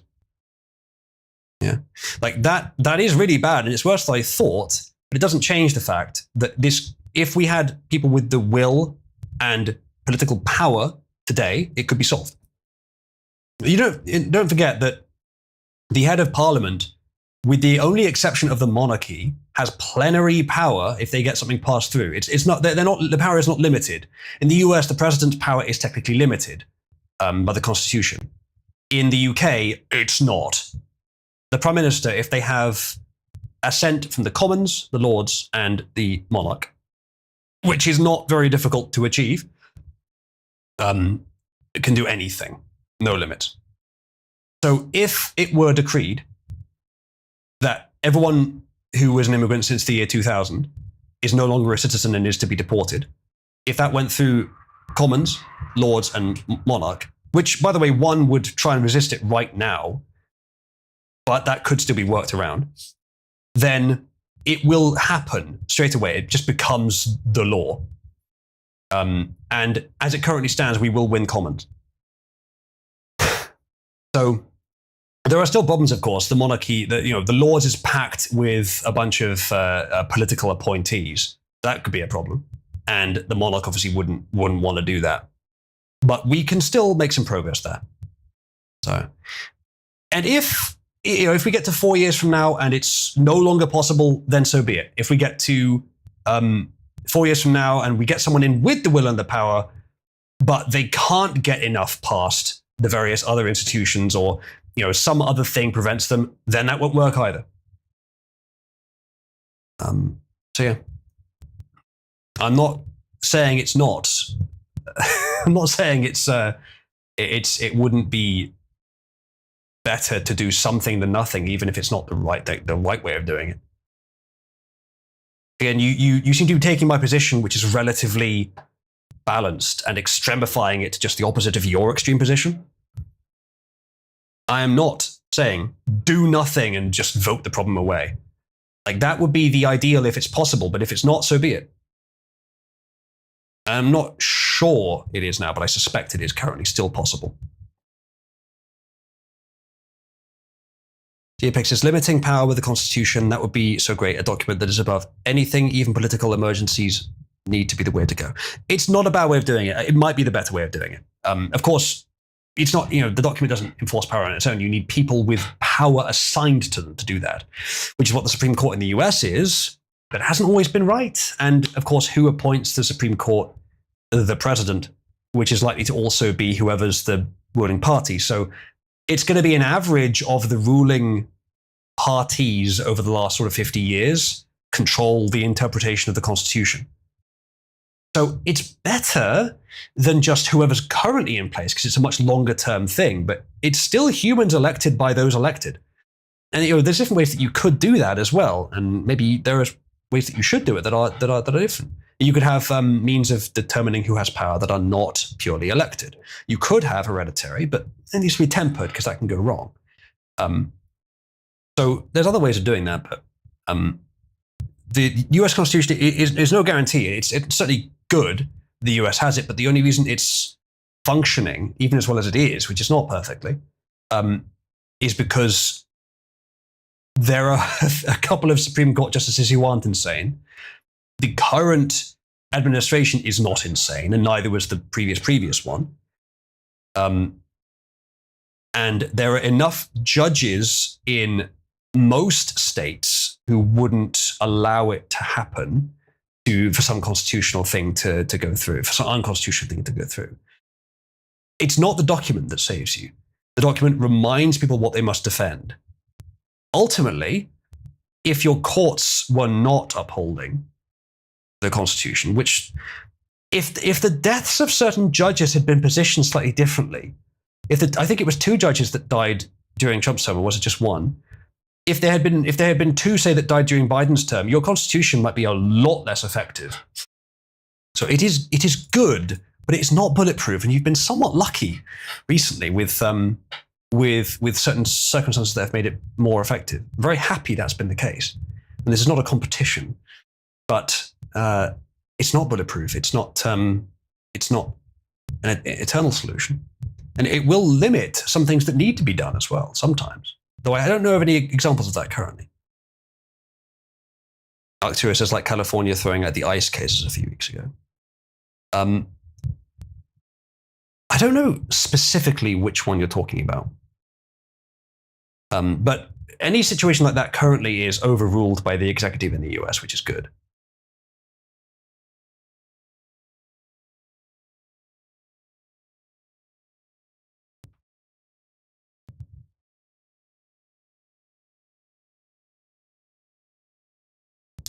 Yeah, political emergencies allowing for exceptions is it's a tough one to do. The problem, JPG, you're not wrong to consider that to be a problem. Of course, in the long term, that becomes a problem inevitably. But the reason that happened is because we have bad leaders. And the reason that happened is because our societies are complacent, or have been complacent, less so now, but still somewhat. And the reason that happened is because we were literally too fucking good. Like, make no mistake, there are many things that you can express as the root factors that led into the situation we are in society. Many, many things. But in my opinion, the main one, the sort of biggest one, is just we were too good. Our societies are, the West is so far ahead of everyone else that it's a natural evolutionary mechanism you see all over the place, that when something has no active competition, it is literally in its long-term interest to fuck itself up so that it can compete again. Not its long-term, mid-term, short-term, any other term, but in the longest term, it is beneficial for complacency to destroy something. Beneficial for the population it's in, the society it's in, for the species. Because monopoly's bad. Like, say complacency didn't exist. Say that the US and the rest of the West became completely dominant. In many ways, it'd be better, but you would get a system that would no longer evolve. It would not need to. It would become stagnant. And yes, you wouldn't have the woke shit. You wouldn't have the the immigration crisis. There's a lot of things you wouldn't have, and maybe that would be better. But we also wouldn't be moving. We wouldn't have to. And it would. The thing is, with that system, you may think it would be better. In some ways, it would be, but it wouldn't be able to pull itself out of the nosedive. We still could, even if it takes violence, we still could pull ourselves out of it.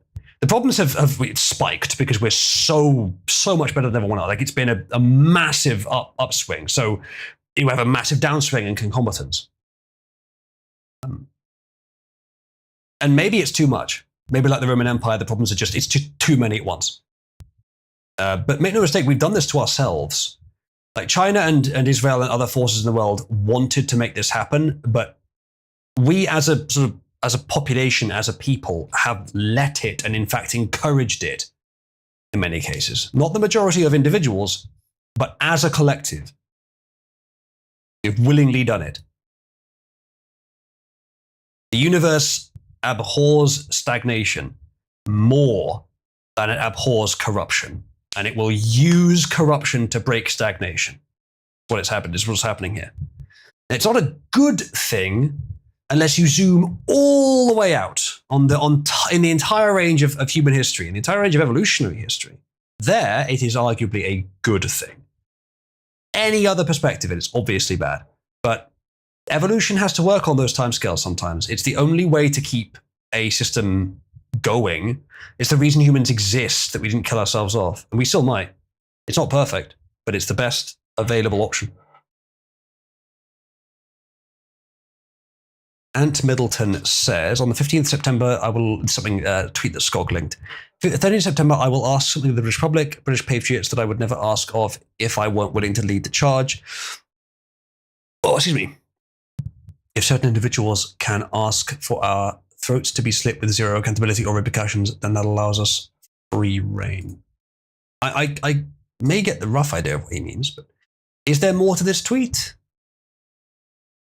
There is. Free reign to defend ourselves in such a manner that will rattle foreign hostiles and our governments to the very core. Choose a side because this is ultimately what it has come down to. See you on the 13th September and prepare your shields. Not sure what he means, but whatever it is, it's a show of intent in the direction that I think is the correct direction of movement. Whatever he does, I may not be able to say that it's the most optimal or principled thing to do, but it may be necessary. Whatever it is, I may indeed support it. Depends.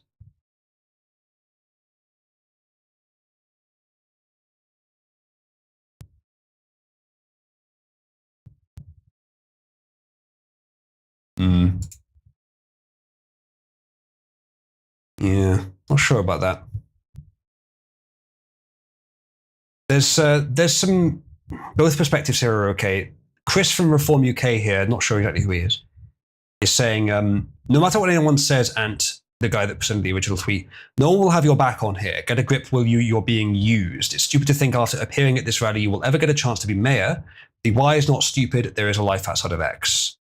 And then Ant says, you sound very trained, my friend. I'm a shepherd, not a sheep. Get a grip. Both sort of making, like, both their positions are ultimately valid. And I'm not, what I'm saying here is not on one side or the other. I'm saying whatever happens may be the correct option. But if we can do it without violence, we should. And if we have plenary power, we don't need violence. That's my position. It depends exactly what Ant is saying. It probably is like the right thing, the right direction, but whether it's the right strategy, I don't know.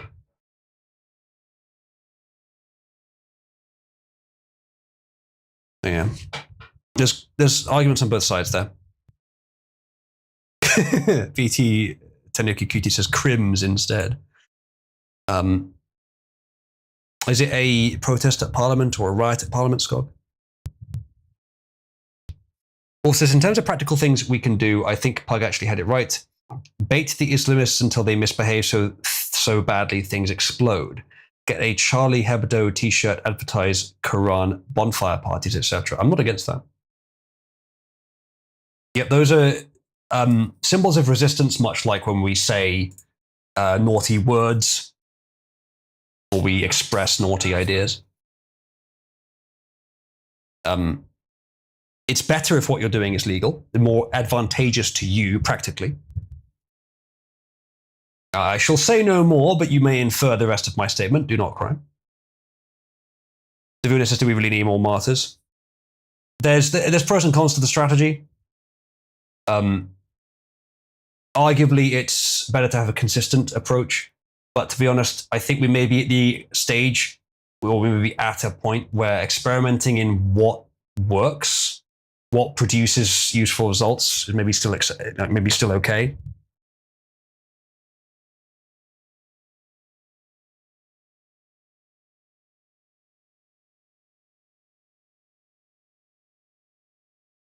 Yeah, there's also the possibility, as what I think Chris here may be alluding to, that Ant Middleton, from what he seems to be saying, and others who also riot and do things that are illegal, may just be susceptible, like they may be pawns being used to create chaos.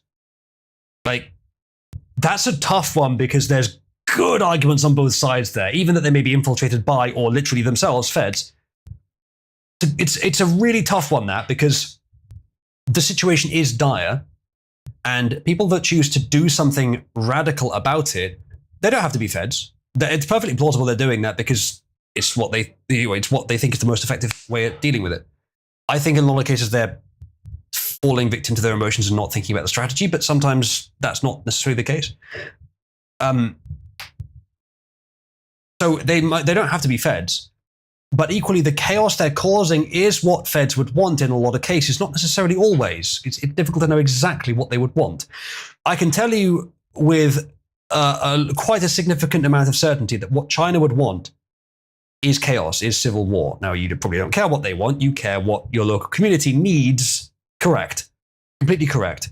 However, what your local community needs is also for the country to be stable and prosperous, and for China not to be world hegemon. So we have to mix our concerns somewhat, unfortunately. We have to. This is why I'm not just saying consider only the local. If you consider only the local, you lose on the global. And if you consider only the global, you lose on the local, which is currently what's happening.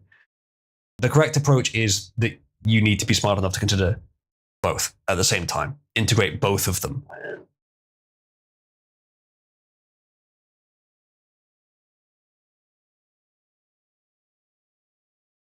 Wolf says, next bonfire night, burn on my habit instead of a guy.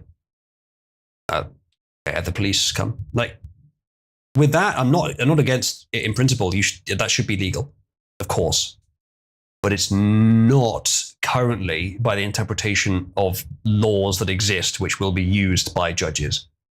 If you do that, especially if you advertise it, the effect, the rebellious effect of your action is probably less than the detrimental effect of all of you being arrested and then some of you in prison. You may be able to do more good by not doing that than by doing it. Literally, I'm not saying good in some abstract, I'm literally to solve the culture war, to save your country. It's up to you what you think the best strategy there is, but I strongly advise, and this is the main takeaway from what I've been saying today, don't just react emotionally. Also think, also strategize, also figure out what the correct best answer is, the answer that gets you pragmatically the best outcome.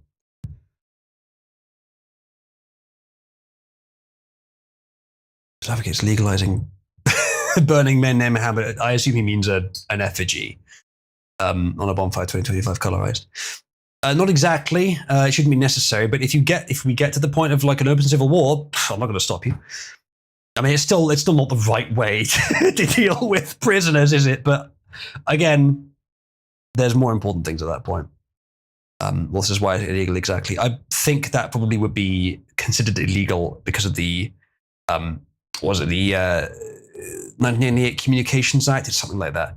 I'm sure they would find something. I don't know it would be found illegal, but it probably would be. Like the grossly offensive thing or whatever. That's been used. I'm sure that it would be used. It certainly shouldn't be illegal.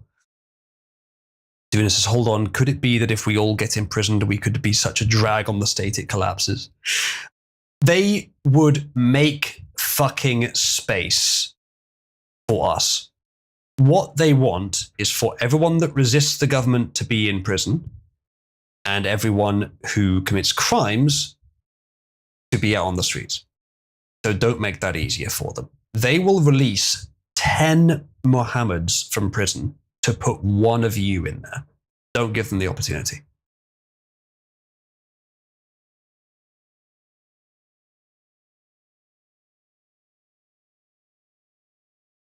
Right. Next thing. My God, we're still on the memes. I said we do a quicker stream today. It's not going to be quicker, but it is going to be less focused on actual news, more philosophical, I think. This guy says, I think my radicalizing moment was seeing gaming communities getting 3,000% more feminized with a 0% increase in females. Yeah, that does suck. That does suck.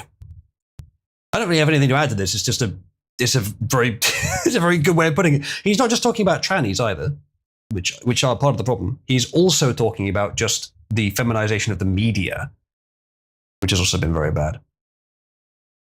The first responder doesn't get it. They say women, including the ones that only matter to you because they are mere sex objects to you. Very classic leftist position, doesn't really understand what's being said. Are in gaming communities too, he says, which is barely true. They are, but most of them are radicals. Like the ones with any influence in the gaming communities, especially, are making them significantly worse. And there's a lot of female gaming fans, but they are still not much more prominent than they ever used to be. And they're not really the ones speaking up against this stuff. They exist, but there's not that many of them. Then he says, as an implied quote, I don't see them, therefore they aren't there. We'll get out more, though I doubt they would want to deal with you if this is how you are. This person, this individual, their entire politics is established around the glorification of women. They are exactly the kind of person for whom the word simp or beta orbiter is designed. And that is a decent summary of why they're wrong here. They would not consider the notion that women could be flawed on a large scale. They would only consider the notion that some women can have some flaws. But on a large scale, they think women are a force only for good, and that the men who disagree with that are hateful and sex pests. A position, frankly, that does not deserve the merit of consideration, except by example of what an ape looks like when it reasons. Speaking of Kizza.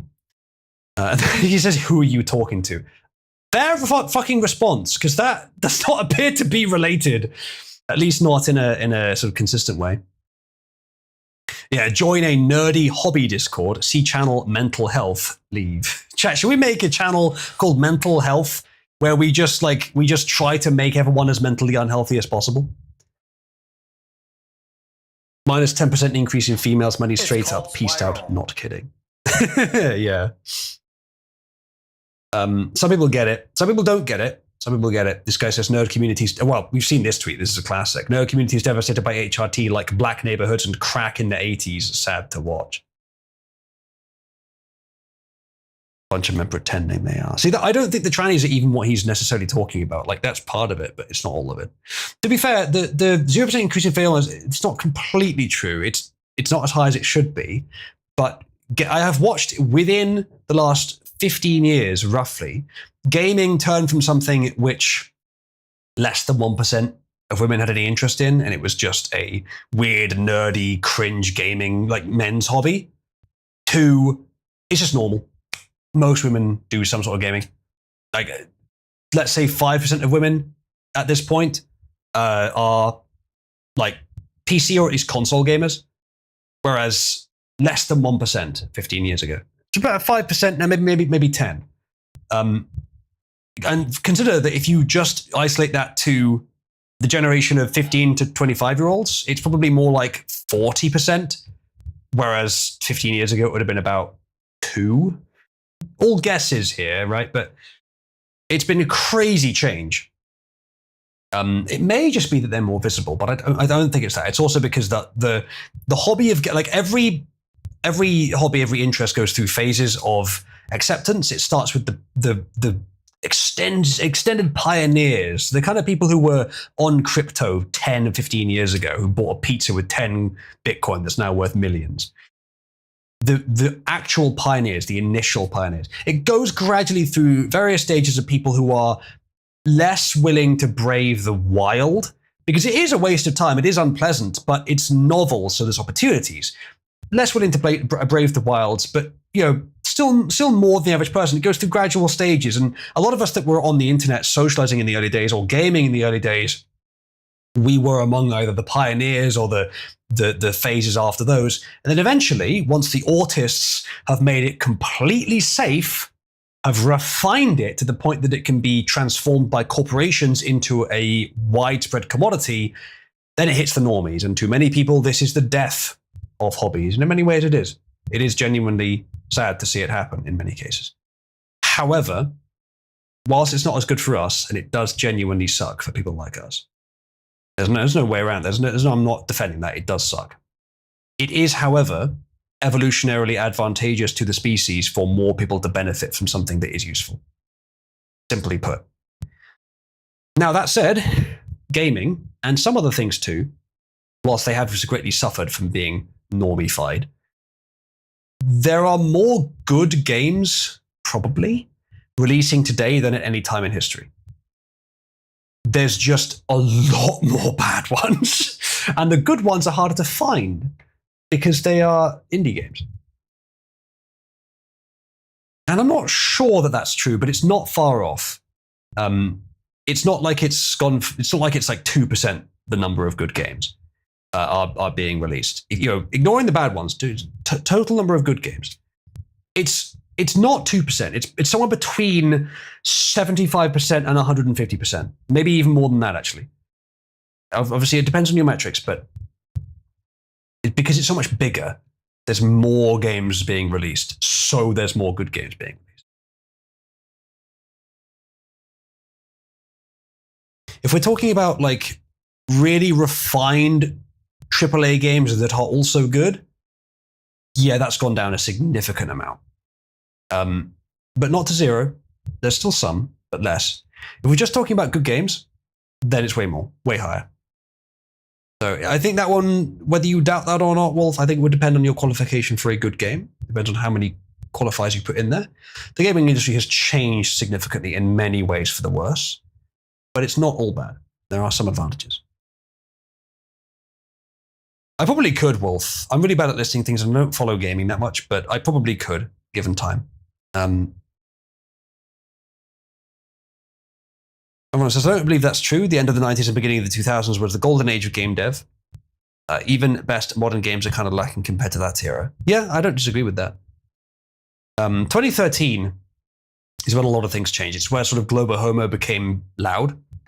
That's where the culture war in its current form started. Of course, it has changed since then, so current form doesn't mean as much, but that's when that started. It's when I first started noticing the culture war. And it's when... what, am I mistaken on that? Let me have a look. Quickly check something. I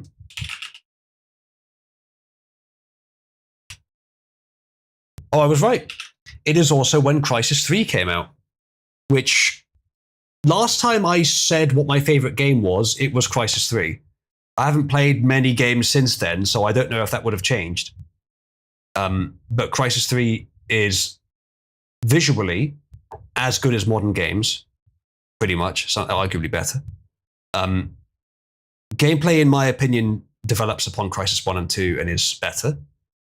And it's just a pure, excellent, polished experience. Performs pretty well. You can even run it on pretty simple modern hardware. That's 2013. You can argue that that is the furthest reaches of the end of the glory days, not just for gaming, but for Western culture in general.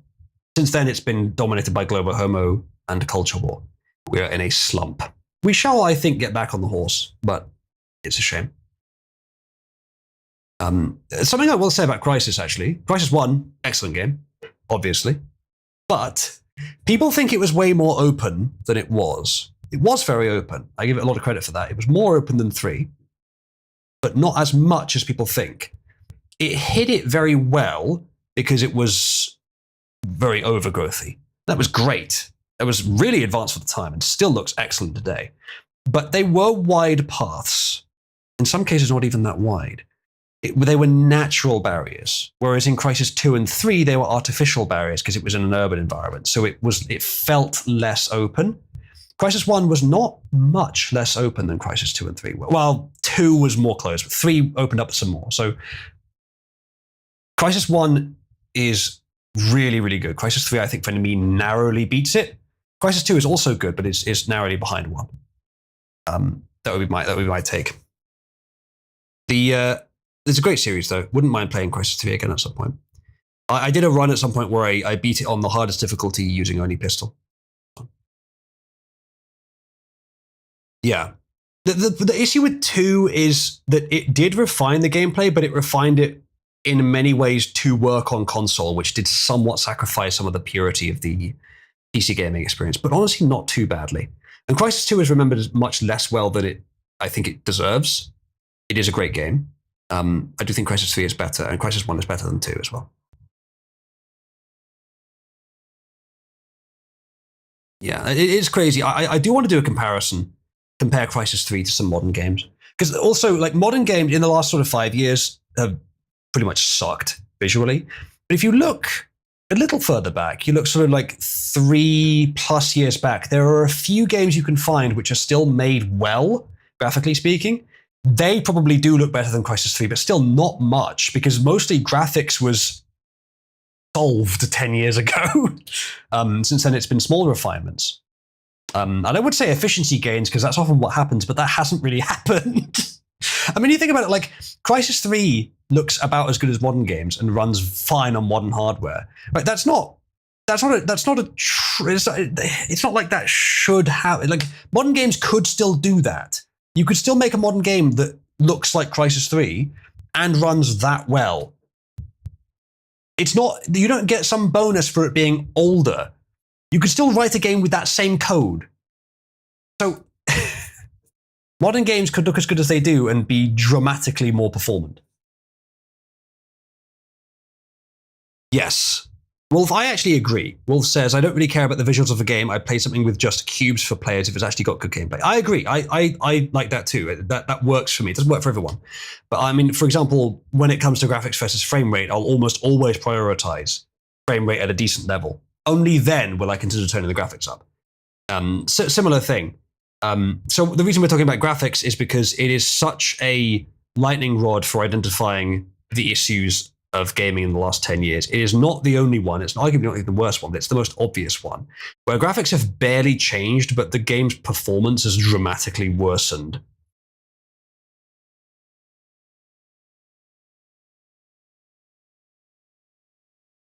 Yeah, gameplay is much more important, which is why I keep saying play fucking Outer Wilds.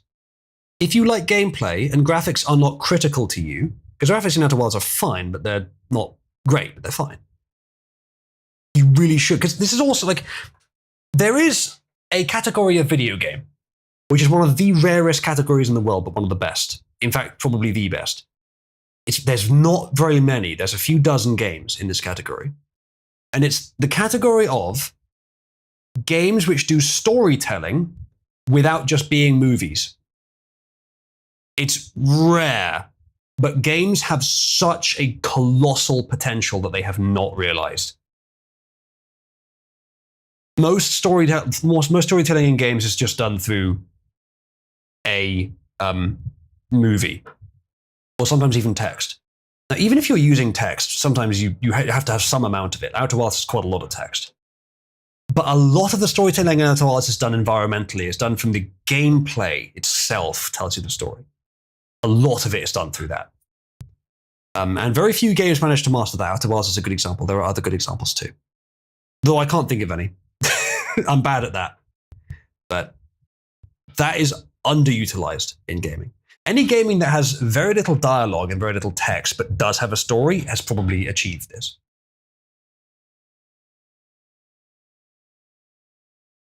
Cyberspunk. Very good.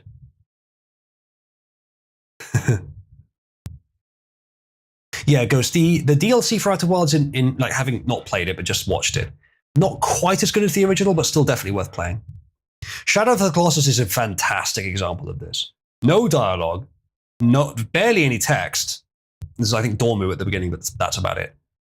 And yet, the atmosphere, the atmospheric and gameplay storytelling, and there's a couple of cutscenes, but they're pretty small, is masterful. Like, Shadow of the Colossus will remain for all time a common example for how to make a quality video game.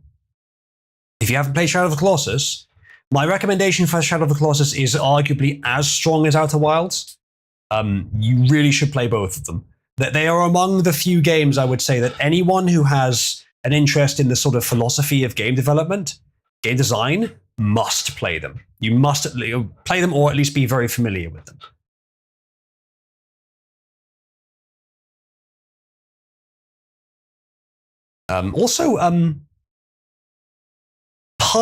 Like the first third of Inscription is very interesting, but it kind of went off the cliff after that. JPEG says sometimes games need to do more of it in the monologues. The greatest story in gaming, the Legacy of Kain series, really relies heavily on the monologues. See, I haven't played that. I'm aware of it, but I haven't played it.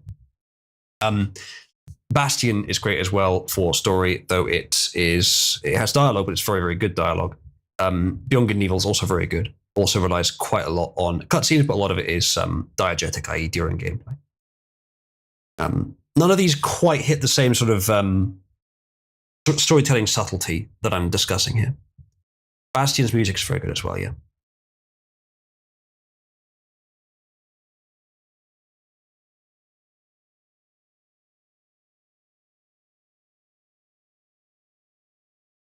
Yeah, that's a good point. The Elder Scrolls games are actually not bad examples for diegetic storytelling. It does obviously use dialogue, but sometimes you can work things out without that. You say what you want about Skyrim, it does do this fairly well, not as well as it could, and probably not as well as Morrowind. But of course, Morrowind has had less tech to do it. So yeah, so they're not too bad at that. We barely talked about politics today. I mean, we've talked a lot about politics. We barely talked about actual like news. I guess I'll stream again tomorrow and we'll do that properly.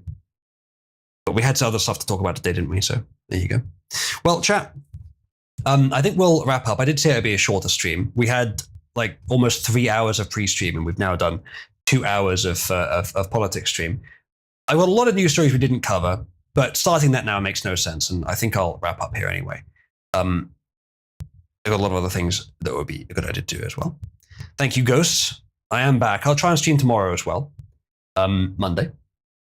What I will say, though, is, especially given my new circumstances, which I discussed in the pre-stream, if you're feeling generous, if you would like to help out, it's greatly appreciated and it's required to keep Cabal going.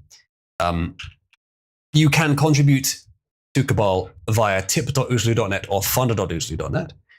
You can also then use those contributions to participate in stream games, including the topic popularity system. The best way to get coins to do that with is to contribute via Subscribestar. You get a big bonus if you are a subscriber on Subscribestar in coins.